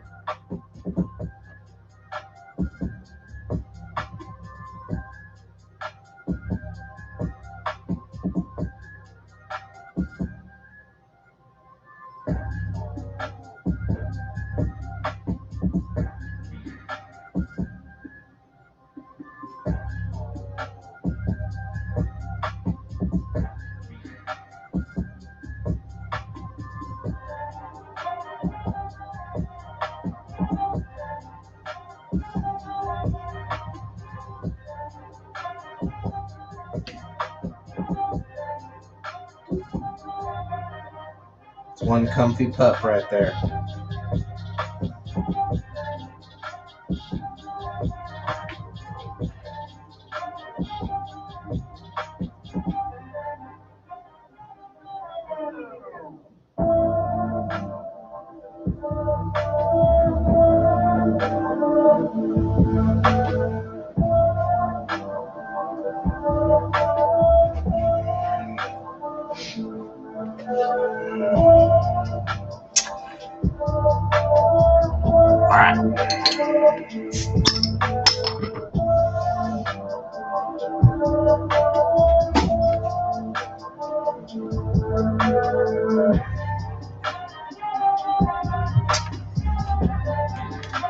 Gotta say they're tasty, but I gotta be careful because I'm spoiling myself. For one, they do taste different. Elijah would like to see my least expensive Heady piece. Absolutely, fam. Give me 1 second because I actually need to think about that. What the bloody hell says that's dope. My phone just died. I hopped on my girl's phone, but I was typing before my phone died that there are revenue services you can set up and subscribers could donate, I think, like Patreon. Absolutely, fam. But here, okay, so there's 9 homies in the chat. That's awesome, because some of you have never been in a live stream before. Like Elijah, I've never seen you. What the bloody hell, I've never seen you. Snare, I'm pretty sure this is your first live stream. That's not what I was going to say. That's just a burp. I want to be totally honest with you guys. The reason why I started creating content, being paid and like being sponsored and all that kind of stuff, it was a very awesome, possible, maybe we'll get there. But the whole reason why I do this, the reason why I create content is because I want people to have a reliable, trustworthy source of information that they can go to and feel like, you know what? This guy mostly talks about stuff that he spends his own money on. He's not sponsored by anybody. I kind of feel like if he says something, I can trust him. That's what I built my reputation as a YouTuber on. And I feel like I've done a pretty good job of doing that. And so the reason why I bring that up is because services like Patreon, me as a content creator, it would be amazing to get paid on a regular basis by my community, but I don't want to set it up in a way where I have to be like, if you pay me this amount of money, I'll give you access to this stuff that nobody else gets to see. And like, I don't want to have to do that. Like, if you like my stuff, you're going to buy my merch. You're going to follow my content. You're going to subscribe to my channel.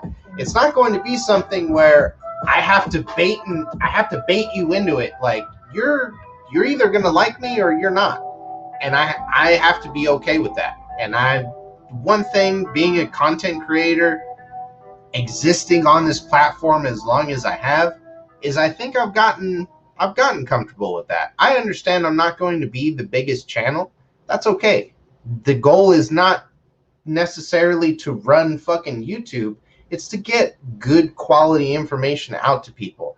And if you guys want to donate, so to your point, what the bloody hell, there's a link in all of my YouTube videos to a PayPal link. So there you can go directly to PayPal. Like there's a super chat that you could donate that's supposed to be there that you could donate to here on YouTube. But YouTube takes a chunk of all that. So instead of doing that, or instead of doing Patreon where you fucking pay for this exclusive content. Sorry, the music paused on us. I gotta start this shit again. I would rather just have it be open-ended. So right here in the description to this video, there's a link to my PayPal account. And if you want to donate anything to me, you can feel free to do that. And in all of my videos, it says any donations welcome. So I don't make it a thing where I try and bribe you with extra content no one else is going to see. For the most part, I don't even care if people do that because I would rather them pay for something. I would rather you buy some stickers or buy a dab mat so that I can actually give you something in exchange for the money. It feels weird. Like I don't think it'll ever get to a point where it doesn't feel strange. It feels weird to have people just send me money because they like watching my shit, which has happened before. People will send me money and just be like, dude, keep making dope content. And you know what?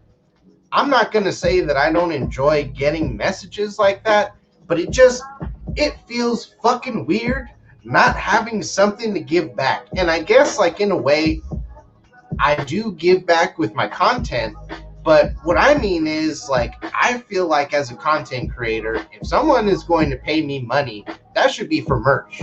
You know, that should be for a dab mat or for some stickers or for some keychains, for something physical that I can give back to them to show them I appreciate that donation that they made and that there's something that they can show for it, you know? I feel weird when people just, boom, here you go, Cynic. Like that shit blows my mind to this day. Like I don't understand what's wrong with you guys, but I appreciate it. You guys trip me the fuck out and it's amazing. Like that's one of the reasons why I continue to create content. Sometimes I may not do it as often as I used to. We're going to get back to it. So I am going to be doing content once a week. We're going to get back on schedule because I owe it to you guys because you do. Like that kind of, just the comment, fam.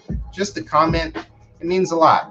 Because that tells me that you're somebody that probably would be willing to donate, or at least, so if you're saying that, if you ever want to donate something, instead, hit me up on Instagram or send me an email so that we can, you can send me a certain amount of money, but then I can send you a dab mat, or some stickers or something. So let's discuss how much you're going to send, so that I can send you something back, because then we can just call it a purchase.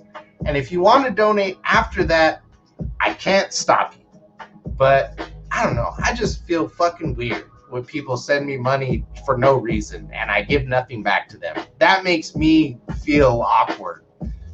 I'm not going to lie. Can't lie to you guys.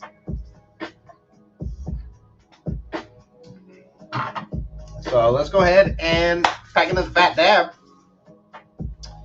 I think that we're going to take another dab of this cookies and GMO mix that I got right here. There was 11 grams. There's a little over 10 now. There's definitely not 11 anymore. That's for damn sure. I want to say we're probably coming right up around 10. I'll probably smoke that first gram. But we got plenty left. And then we also have some Master Kush right here. We had about 4 grams. There's probably about 3 left now. And we're going to dab it. So much love to you guys. We got 10 homies in the chat that I could see. Hope you guys are having a great, what is tonight, Friday? Hope everyone's having a great Friday night. Be safe. If you're going to drink, make sure that you can get home safely. Just be careful.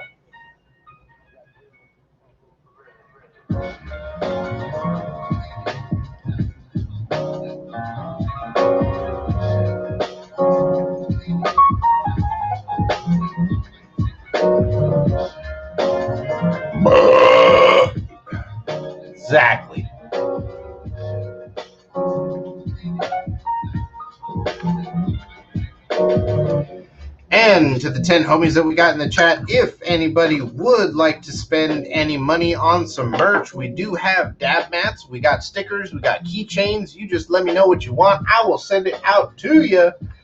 If you would like to donate to the channel, there's a PayPal link in every single video. Feel free to hit it up. I could always use more money for ginger ale or, you know, whiskey or dabs or glass. Usually what happens is, unless somebody tells me specific, because that's the thing is, if you guys want me to spend it on something specifically, like, hey, Cynic, go get yourself some dabs for the live stream, that's exactly what I'll spend it on. So if people don't have something specific, it usually goes back into something that I can do for the channel. A new piece, I don't know, paying for some new software or something, or just, you know, dabs and whiskey so that I can fucking chill with you guys on live stream. But all the money that you donate goes back to the channel somehow, unless I specify otherwise. Like if I say, hey, anybody that donates tonight, all that money is going to Deacon's fund so that I can get him some new fucking rubber balls.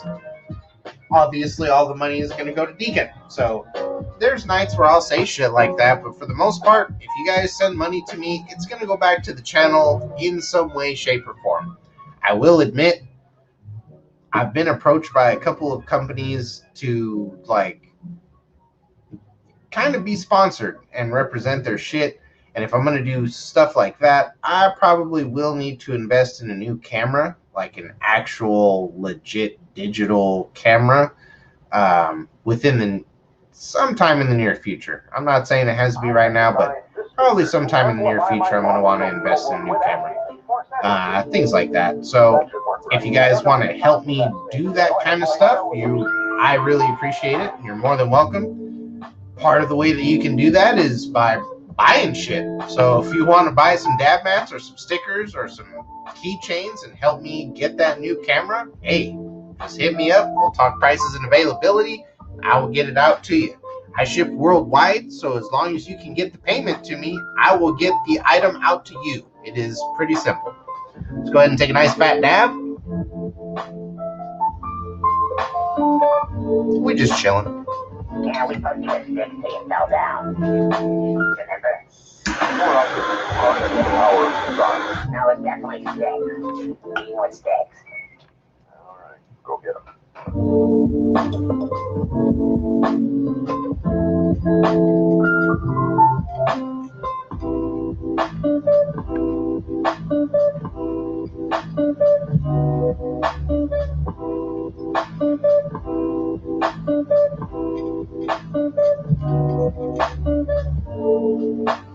Alrighty, y'all.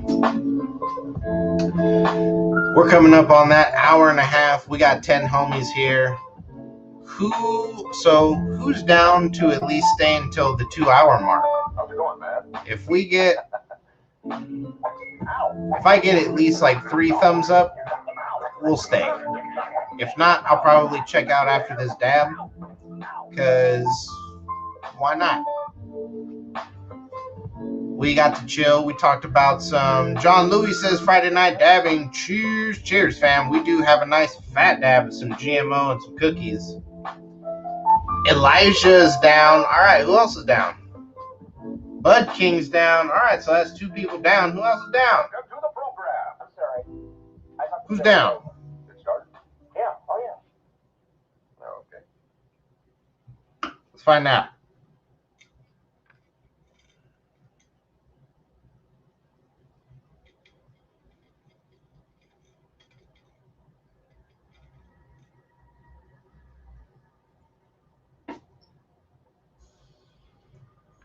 John Louie's down. Leah Monkey's mama's down. All right. You know what? That's enough votes for me. So let's hang out. We're going to be here until... So we're coming up on an hour and a half. So we'll stay until 2 hours. Those votes, 2 hours. So we got another half hour that we're going to be chilling. Again, if any of you guys have any questions or anything glass related that you would like to discuss, feel free to throw it in the chat and we will address it. I hope that everyone is having a great weekend. Thank you so much for spending your Friday evening with me. Let's take a fat dab. Fat dab.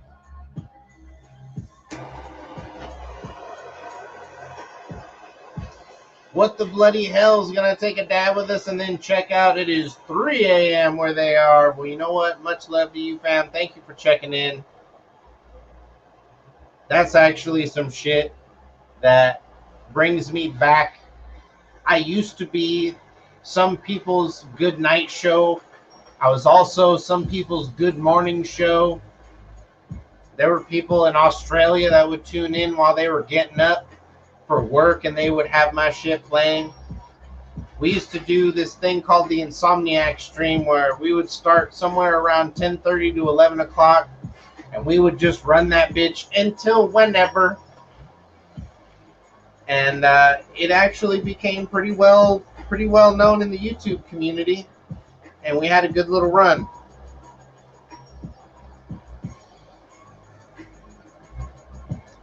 John Lou. So I personally do not own any Bear quartz, but I've never really heard anything bad about them. So I can't really tell you, yay or nay. I would just say that me personally, I've never really heard anything bad. So to that, I would credit them as a pretty good business, and I would say if you needed a banger, you could probably go with some Bear quartz and you'd be pretty good. Bud King remembers 4 and 5 a.m. We had 2 8-hour streams. We did one just to see how long the YouTube clock would let us run, and we found out it was 8 hours and 2 seconds. I thought that they would cut us right off at 8 hours, but it actually is 8 hours, 2 seconds. I think there's some milliseconds involved in that too, but I forget.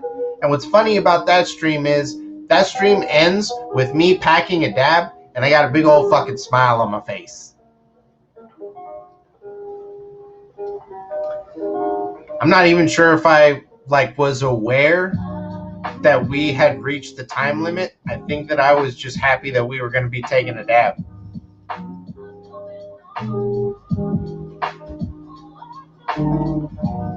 Bud King. Oh yes, we had some panels. What the bloody hell? Fam, we had people from all over. We had people from Canada, we had people from the other side of the United States, we had people from Australia, and more people smoke weed in Australia, I would say, probably than dab. But there are definitely people that dab. Absolutely.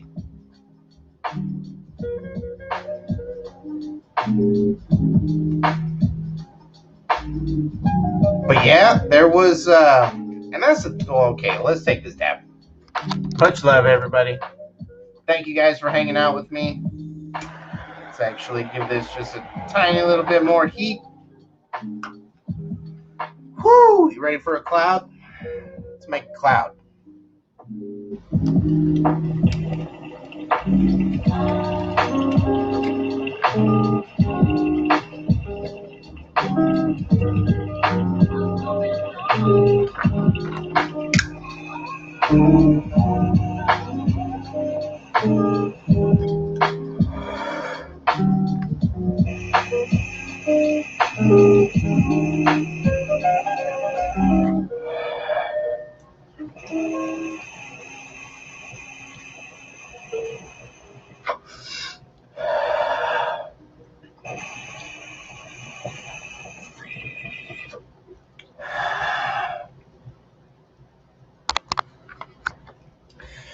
Whew. Nice fat dabs.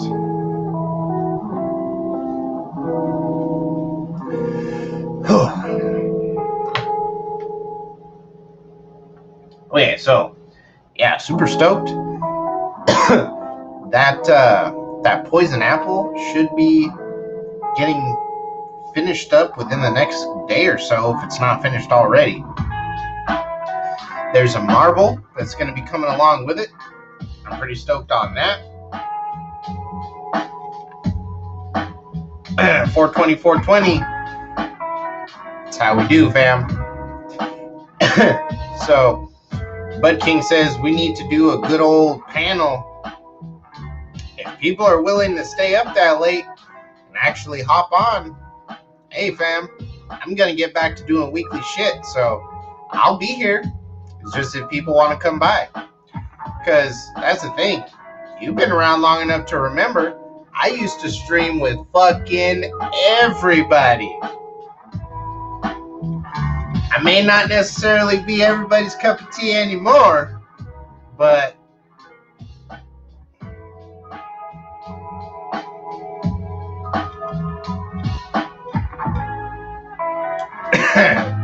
there was a time. That's why I gotta go out of my way to say, I'm not here to be everybody's friend. Not here to be politically correct. I ain't gonna say things that everyone's gonna agree with. I ain't no fucking cartoon character. Gotta say that shit. People misunderstand. Start thinking that you are a cartoon character.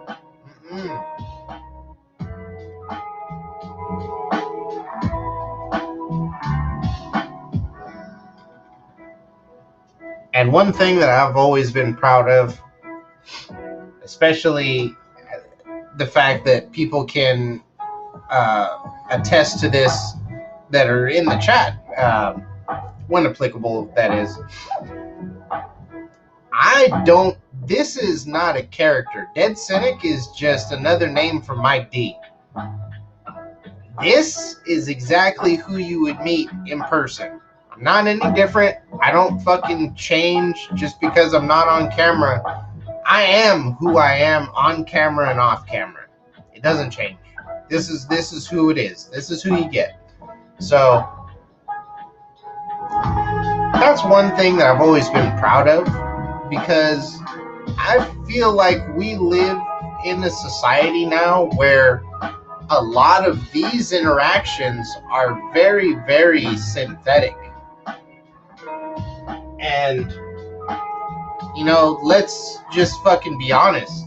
Most of the large influencers that we follow, they probably don't post a lot of real shit on their shit. We just follow them because we like them. Not necessarily because they're honest and authentic. That's just kind of how things are. But I have strived to be a little different. And if people follow me, it's because they actually like me or they respect my opinion because they know what I talk about. And I really appreciate that. So, again, I will say it because I've said it before, but I understand I'm not going to be the biggest channel out there. That's okay with me. I just appreciate the fact that I built my name on being a reliable source of information that people can actually trust. And, you know, it's been nice to always have a loyal, steady following instead of having to do this whole ebb and flow of, well, I got to keep everybody happy. So even though I would never buy this thing, I got to do a review of it because it's the most popular thing. Now, fuck all that. You know what I talk about? I talk about shit that I buy and spend my own fucking money on. I don't buy shit just because it's popular and I think that that's what's going to get the most clicks. I could give a fuck about clickbait. And that's kind of how I've always been. So I'm glad that you guys are here. Because I understand that I've rubbed some people the wrong fucking way. And it's going to happen. It's going to happen. There's going to be people that don't like the way that I talk. There's going to be people that don't like the way that I fucking comb my hair. There's going to be people that don't like the fucking posters that I have in the back. Like, it's just, there's always going to be somebody that's not happy. And I was actually telling this to my cousin's kid when I went to go visit down on the coast not too long ago, because she's getting to that age where she's coming up into her teen years. And one of the best things that you can understand as early as possible is that there's always going to be somebody that's unhappy with what you're doing. Now, who that is always going to change. But the fact is, there will always be somebody. And it doesn't matter if it's somebody at school, or if it's somebody at your job, or if it's somebody in your family, or if it's your significant other even. Like, it fluctuates, but there's always somebody. There's always somebody. You can't please them all. And when you become a content creator, that gets magnified 100 times, because a normal person doesn't try to interact with thousands and thousands of people, you know? Like, when you open yourself up to that many people, there's going to be people that comment and they just, fuck this guy, I hate his voice, this guy's gay, this guy's fucking retarded. Like, there's so many random dumb comments that I have to delete every week, because I'll just open up my comment section and be like, why? Just why? But it's okay, because for as many as there are of those comments, there are also an equal number of people that say, Cynic, thank you so much for helping me figure this out. Cynic, thank you for recommending this. Thank you for talking about this. Thank you for teaching me this. And you can't, if you're a content creator and you watch this, there's 12 homies in the chat. Negative comments will always tend to stick out, but try not to forget about how many people actually tell you good job. Because there's a lot of people in my comment section that say thank you. And I try to respond to as many of those as I can.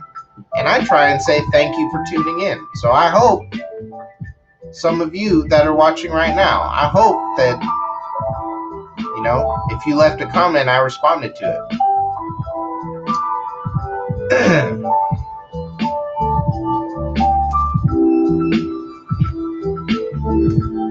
420, he says, I don't block them, I respond. Usually it's why. But that's the thing is, you can't, let's say that person is crazy. You could ask them why, but they're never going to give you a logical reason. It could be because they woke up that day and the wrinkles in the cover look like your face, which started a conspiracy in their mind that got them to thinking that secretly you're in their fucking toilet whispering to them while they're taking a shit.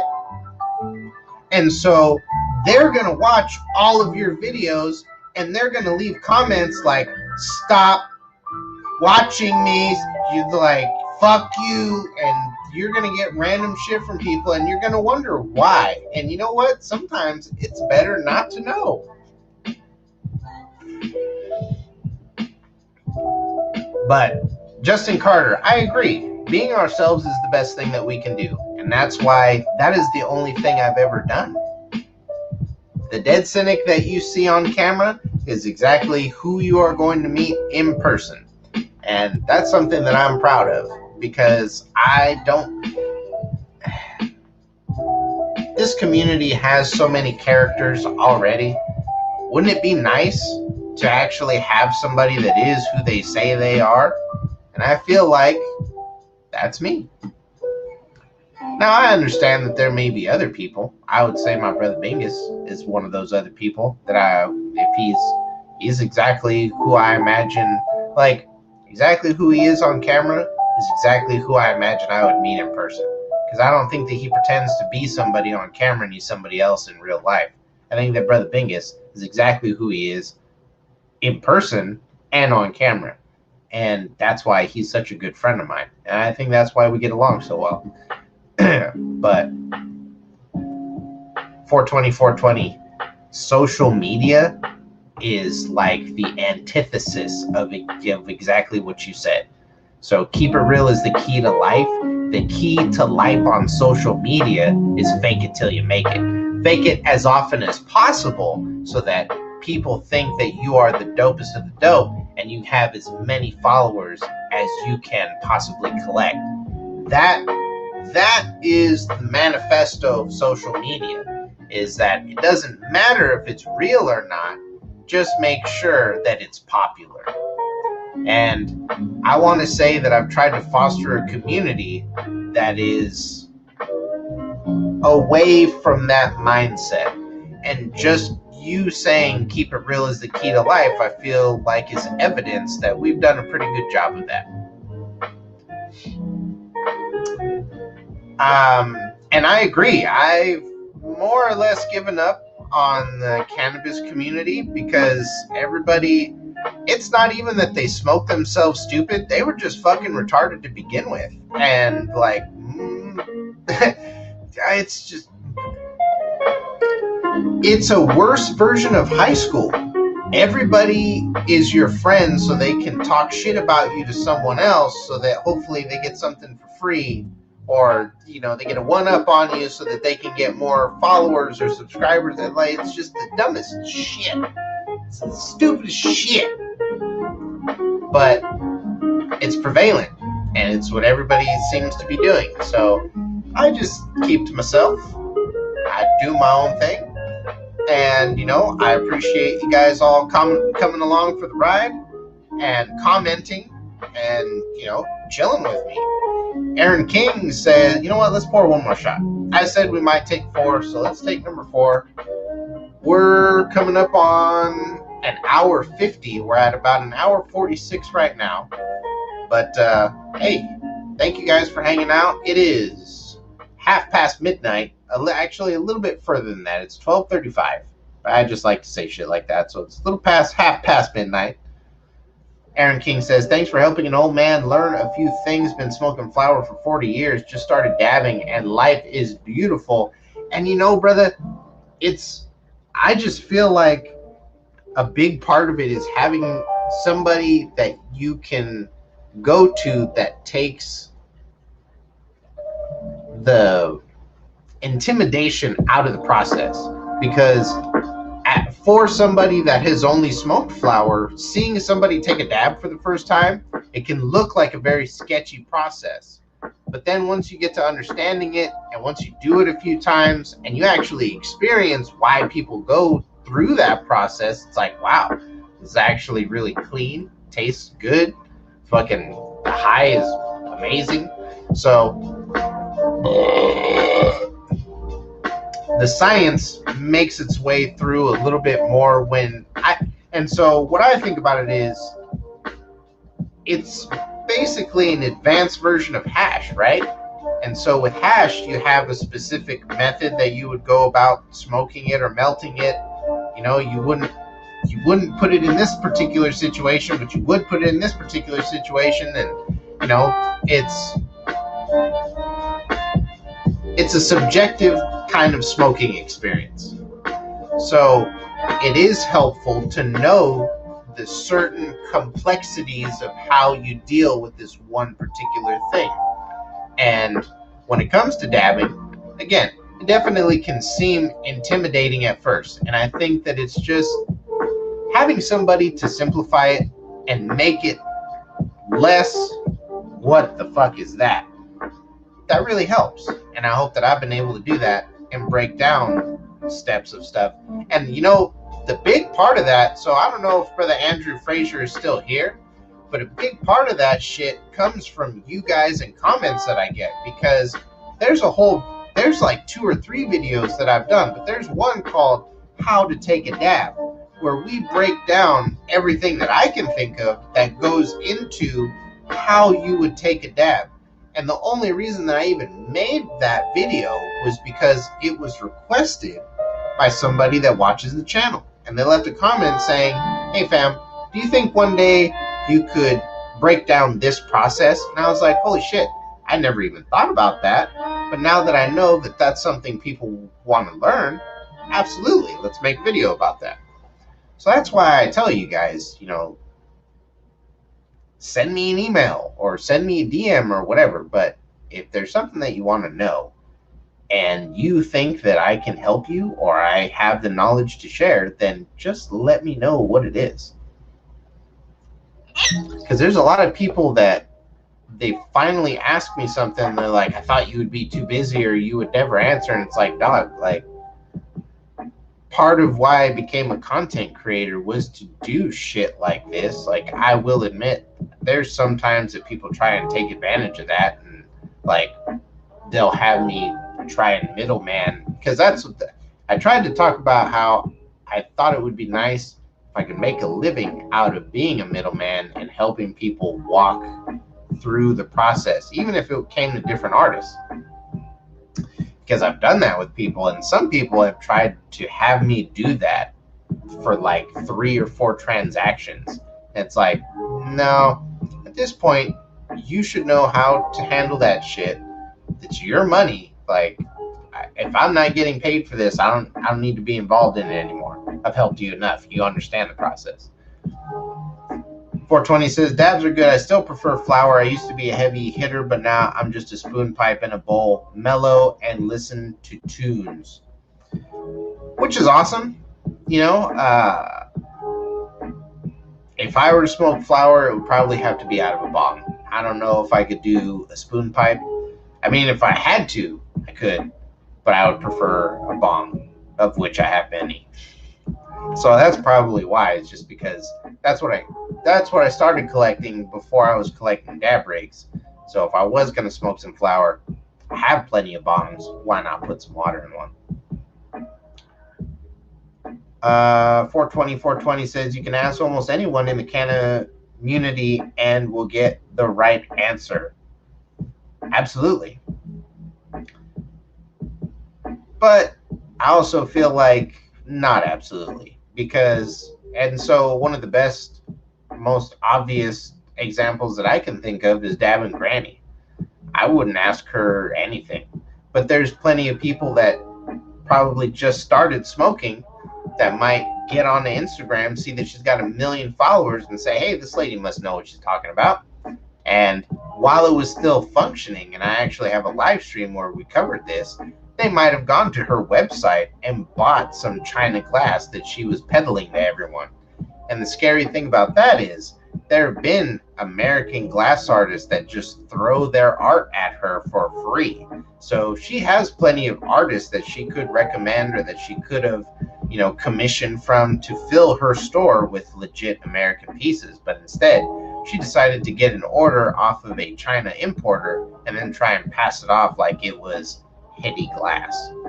And what I will say is, I know that that's a one-off, but then you have to understand that there's people like Custom Grow 420, another huge name in the community, who is also sponsored, and usually if he's recommending a product, it's only because they're paying him. Now, again,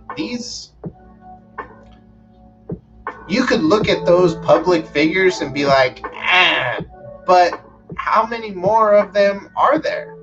Because I know that there's some other popular YouTubers out there that they're not talking about something unless they're getting paid. And the sad thing about that is, oh, okay, so he's saying grow-wise, not glass. Well, it's good that you specified, because it is a very different community. And you are correct, fam. As someone that's been in the community for quite some time, I've never grown. Well, I take that back. I've helped other people grow, and I have almost set up my own, but I have not. Grow community, yes, very different thing. And so, I will say, most of the grow community is forthcoming with knowledge, pretty supportive, and welcoming for the most part. You have to be careful because it can get kind of cliquey, but for the most part, yeah, very welcoming, a lot of good information.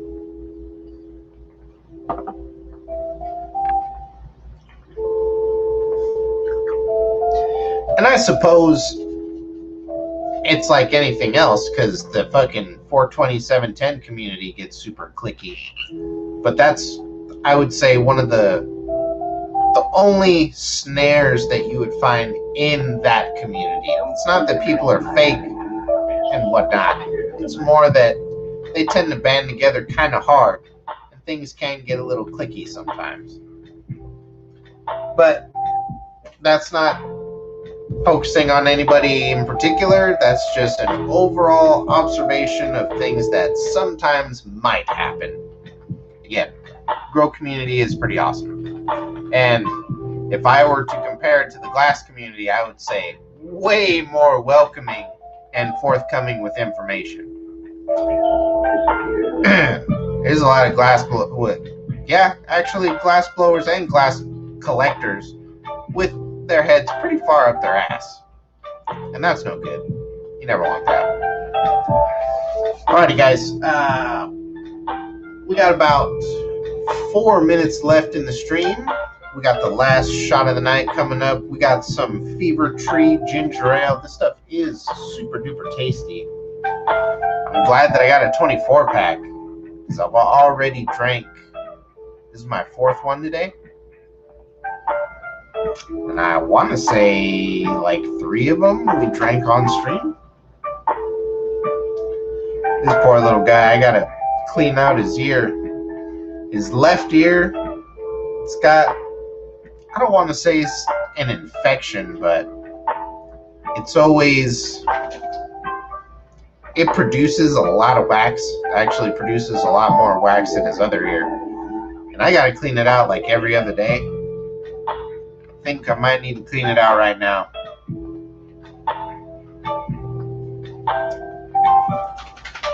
$420. No worries, fam. Well, hey, you can always hang out here. So, I totally understand that there may be times where you need a break. I was taking a break.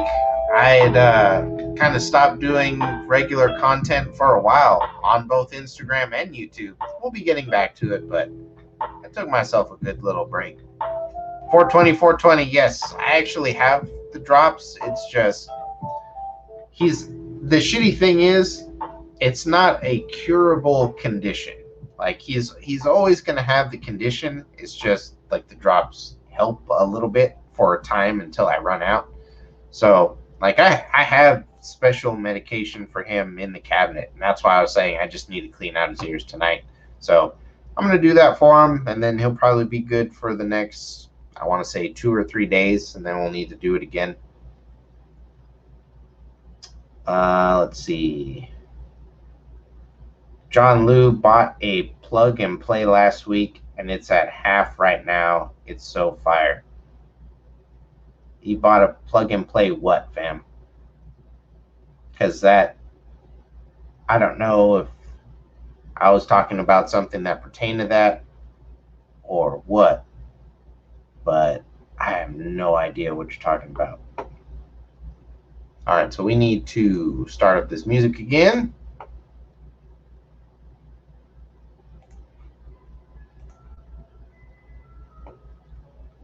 Pod.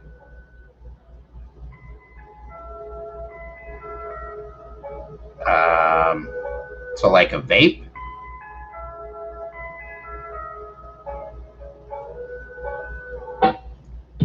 Well, 420, the reason why I say vape, and John Lou might specify right now, but the reason why I say vape is because he says it's at half right now.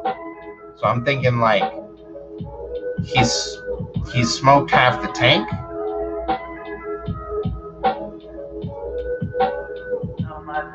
But I'm not really sure.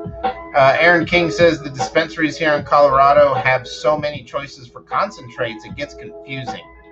Shatter, wax, butter, resin, rosin. It's like the cereal aisle. What's best for cold starts? UFO Factor Fiction says time travel. Right? Okay, so I'm going to be totally honest with you, Aaron King. I'm not the best person for that question because I don't cold start. So I would have no idea which would be better. Now, I'm going to go out on a limb and say rosin would probably be best for a cold start because it's a pretty pure product, and I feel like the less heat the better, so you would get the best taste, you get a really nice high from it because it's pretty pure product. So I feel like for a cold start, rosin would probably be a really good option, but that is also really expensive depending on the quality that you get. So yeah, happy hunting. Hope that you find a good connect that can give you some good prices on some dank shit. 420 says start with dry sift hash if you're gonna dab. Bud King says I love my hash rosin though. And so that's the thing is people want to argue particulars. When I say rosin, I imagine that covers the full spectrum. So whether you want to smoke flower rosin or hash rosin, whatever. I'm talking just rosin.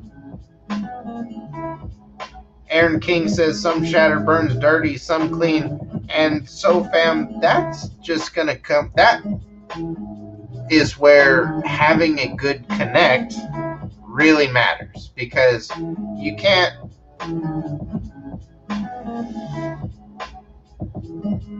say one shatter that you like that just like you said, some shatter burns dirty, some clean. Like, it really depends on who you're getting it from, because certain chemists, they're not going to take certain product because they know that it's not going to yield well, or it wasn't harvested right. So some people, and that's the thing, it's like living here in California, I remember going to LA and seeing billboards as you're going down the freeway and as you're in the city driving down the street, billboards saying, got moldy weed? We'll take it. And you know what they're going to do with that? They're going to turn it into concentrate because nobody would be able to tell. And that's scary, because that kind of shit ends up in distillate pods that John Lou is smoking. And that shit ends up in our fucking bangers. And that's why some of that stuff that Aaron King got burnt dirty instead of clean, because not everybody is on the up and up with their grows. And so the closer you can get to the source when you're buying concentrates, the better. If you can actually get to know the person that's extracting the shit that you put in your lungs, that's a good thing to do. And so establishing actual relationships with these companies and getting to know the people that make your meds does make a difference, because there are companies you don't want to buy from. And I'll just leave it at that.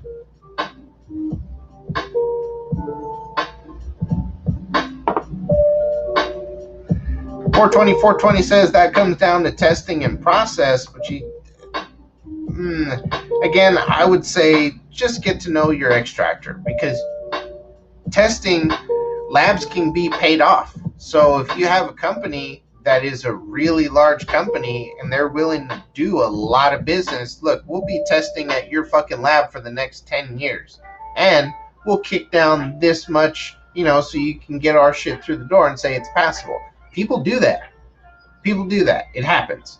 So you can't, as much as I would love to say you can rely on the tests and, the lab results, the best thing that you can do is get to know your extractor. Because if you know your extractor, then you know what they're working with, you know their process. If you build a relationship, then you can understand what kind of meds you're getting. Understanding what kind of meds you're getting is a big deal, because not everybody makes good shit. Then there is also growing your own. Absolutely. If you are in a space where you can do that feasibly, grow your own meds. Absolutely. Having said that, guys, we are a little over 2 hours. We're coming up on 2 hours and 5 minutes and about 10 seconds.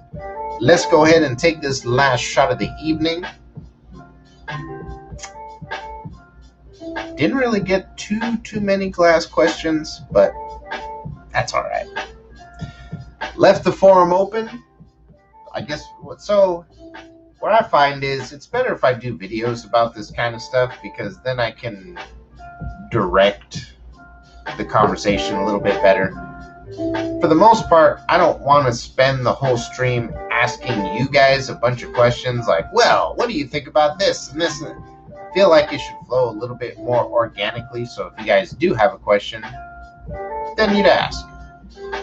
Didn't get too many questions about glass, so we're going to check out on this shot. Much love to all of you. Thank you for tuning in. 11 homies in the chat. We will be getting back to weekly content. This is Friday. This coming week, I think that we will do a new glass shop entry, and then we will have another live stream just to check in. So I'm thinking that we'll probably do live streams on Fridays. We'll do live streams on Fridays.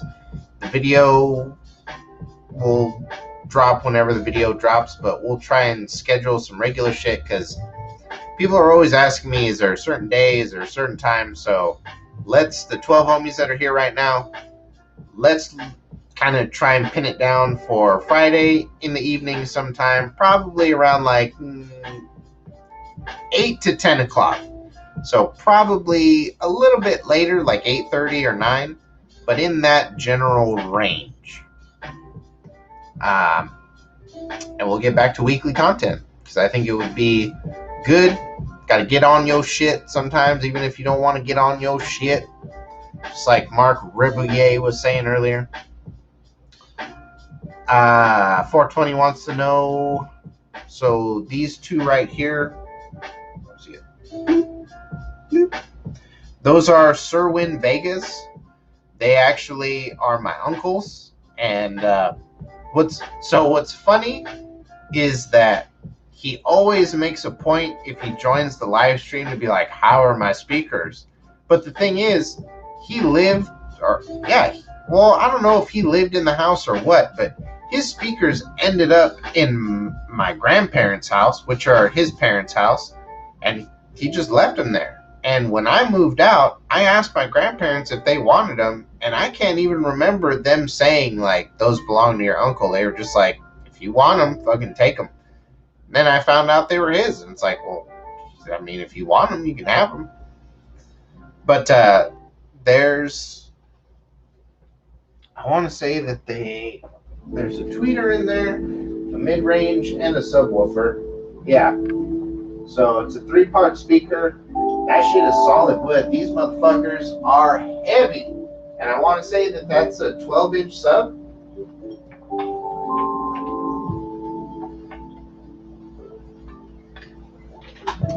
So they bump. And then I have 2 Bose cubes sitting in front of me. And we also have a subwoofer right here to my right, and then another Bose subwoofer to the right of that. Mr. Morris, what's going on, fam?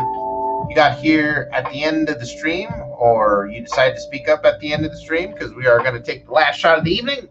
Thank you for joining us. Hope you have a great rest of your weekend. I got some Fever Tree ginger ale here as my chaser, which is pretty tasty. But yeah, we had a good time. We talked about some glass and some glass experiences and content creator shit. Hope everyone enjoyed it. I'll probably be on Instagram tomorrow to cook the other steak, because we did have 2 steaks tonight, but couldn't make them both. Didn't have anybody here. So we're going to make one tomorrow, and we will actually put mushrooms on that one. It's just hard. You guys do not understand content creating. Those of you that just watch, like, it takes time to set up the kitchen, to be able to cook and do all that stuff. And if I'm doing that live, then I have to set that up. There's got to be music for that. I have to have the little stand where the phone gets put and all that shit. Then I had to try and do that in enough time to make sure that I put this on at a reasonable time, because I told people that we were going to go live on YouTube. That's even on my Instagram. It was a story post. Thankfully, I didn't put like a time on there. I just said, be looking out tonight. We're going to go live. But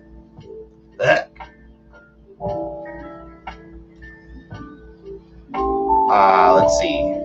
They are worth some money. They don't make them like that anymore. They absolutely do not. That speaker wire doesn't do them justice. Oh, it's a thick enough gauge. And so, like, this wire right here, that's not speaker wire. That's the power for this lamp right here. So, my shit's running along the ground. It's a much thicker gauge, and believe me, there's plenty of sound that gets through there. You got to be careful with that Bluetooth shit, because signals get intercepted. They weaken from here to there. So some systems, they work good, but it depends also on what's in your house. If you have a smart house, sometimes shit gets intercepted, and it's, as a guy that worked for Comcast, doesn't always work out. But everybody has their preference. All I will say is that I've put a lot of love and work into this little room that you see here. And yeah, unfortunately, that wire just kind of hangs there, and it's not very attractive. I totally understand that, but it's not much that I can do about it. Deacon needs to have his corner, and I need to have a lamp.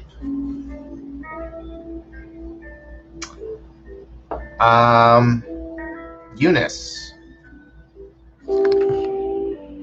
Yes, it is. And, oh, fuck. 420. I can't remember off the top of my head, but I'll have to look it up. Because that was the thing, is I put it in years ago.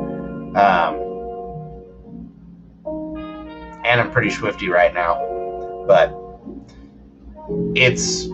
I get plenty of sound. I will send you a picture of the print that I have hanging up there, but yes, it is Coraline inspired. I've actually got a couple of different fucking shit.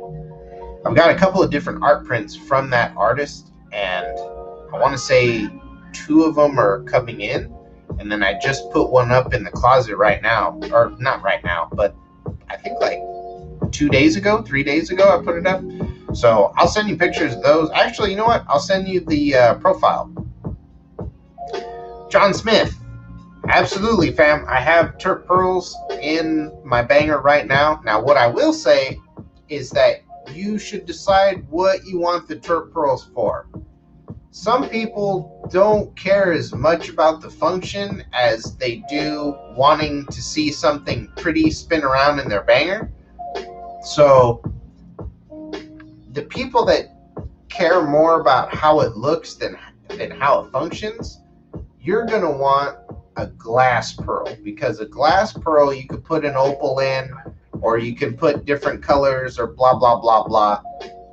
If you want more function, then you're going to need a gemstone of some kind. So you're going to need a ruby or an amethyst or the sapphire, the different kinds of gemstones that are out there.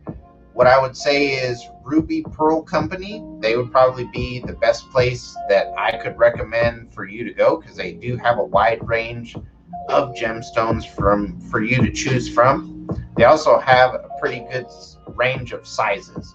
So they start, I want to say, at like 2 millimeters, which is, I think it's 3, because 2 is really fucking small. Even 3 is pretty fucking small. 3, and it goes up to 6. So you have like 3 different sizes that you can choose from, and all these different colors and types of gemstones. And the gemstones retain heat better than the glass. It's just scientifically, that's how it works. So if you care more about function than how it looks, then you want gemstones. If you care more about how it looks than how it functions, then you want glass. And JBL does make some dope shit. I do believe that's my Bluetooth speaker is a JBL because they make dope shit. Whew. Polk, yeah, Polk audio, very good stuff. Alrighty, guys. So before we get into audio equipment, I'm gonna check out because I was trying to talk about glass. Love you guys. Hope everyone has a great night. We're going to take one more shot. Here it is. We're going to chase it with some ginger ale. Here it is. We're going to check out. There it is.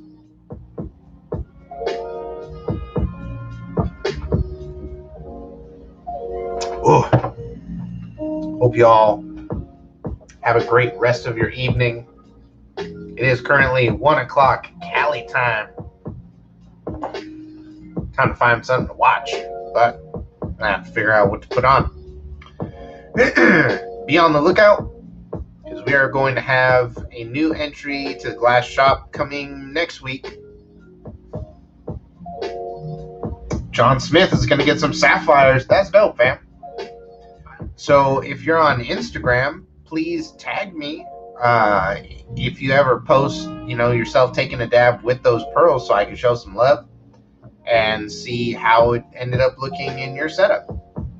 And either way, after you get them in and you try them out, if you need recommendations on a good spinner cap, hit me up. And that's the thing is you can, on Ruby Pearl Company, they sell spinner caps that you can pick up that are going to be fairly cheap. I want to say within the $20 to $40 range.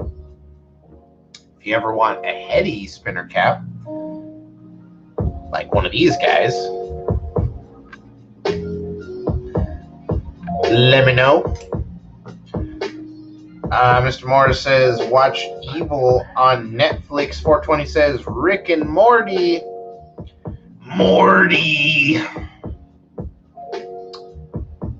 Let's see. Show me what you got. Glass, real heady.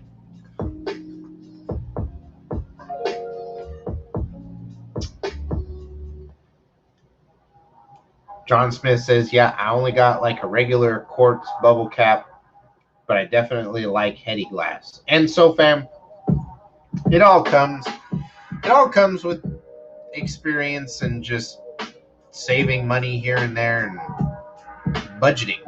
I save up for pieces. I don't buy everything at once. I said this earlier, but I don't know how many of you guys were here. I've been collecting since I was 18, and I'm 33 now. And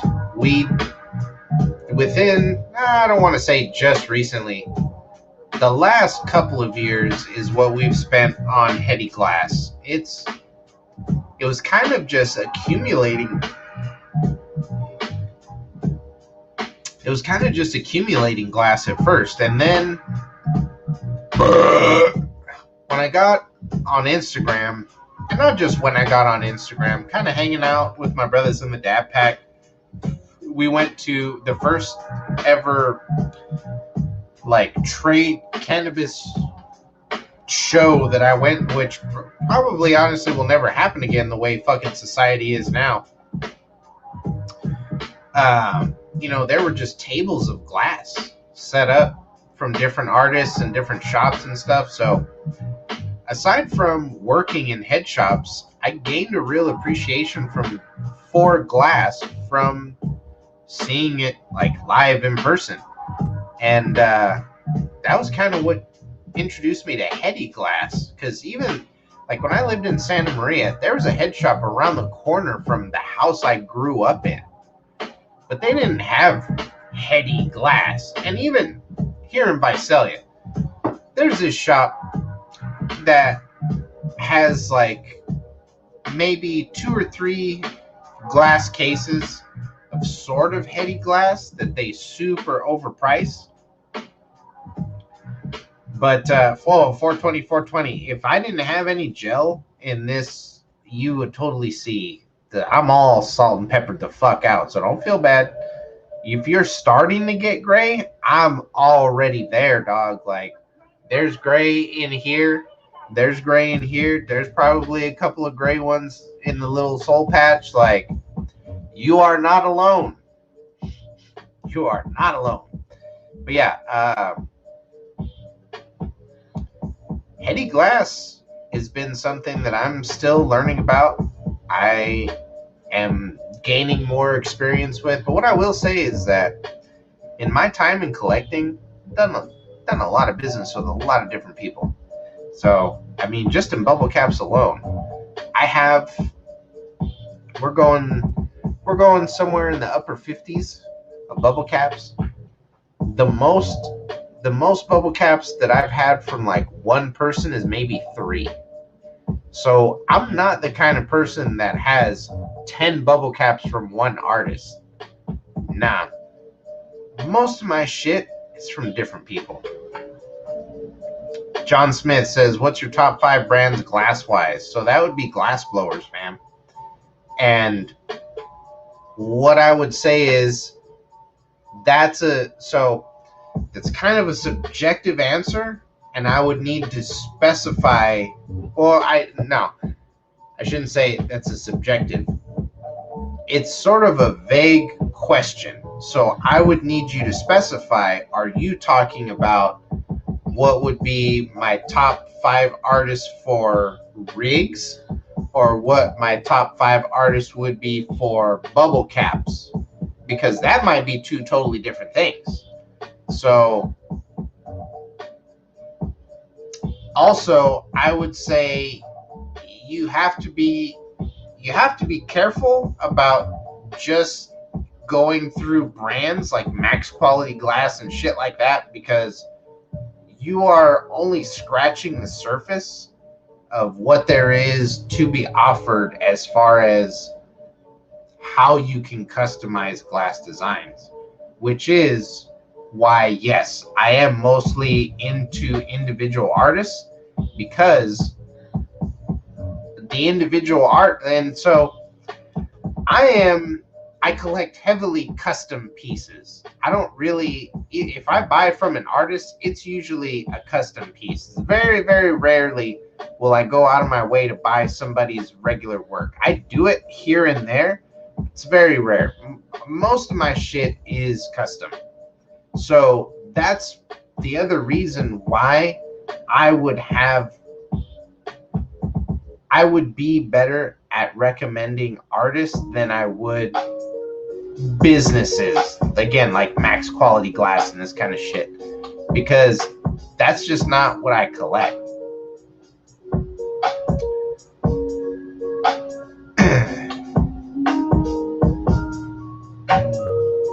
Mr. Morris says, gray, I look like a 420 Santa Claus. That's what's up, fam. But yeah, shit, I'm only 33. So what I'm saying is people would be surprised how much salt and pepper they would see on my shit for 33. That's all. The gel hides it well. 420 says, I got my pipe from local artists. I've had it for years, not mass-produced Chinese garbage. That's what's up. Aaron King says, I only have 3 caps. John Smith says, you ever heard of Sovereignty? Yeah, Sovereignty Glass. Kind of, I don't want to say they got me into wanting to collect Heady Glass, but the peyote pillars are some of the first pieces that I saw where it's like, fuck, that's a lot of money, but I would really like to have that in my collection. And even on that level, so Sovereignty Glass makes dope glass. I have glass that's way more intricate than anything Sovereignty's made. So, again, if you have a love for glass, then what you're going to get caught up in is more of the designs than the companies. If you're hung up on companies and names, then you're collecting glass for the wrong reason. And you're looking at the wrong shit. Art. Art is why I collect glass. So anyway, with that, I'm going to check out. Hope you guys all have a great night. I will see you soon. We're going to come out with some new content next week. And till then, be on the lookout.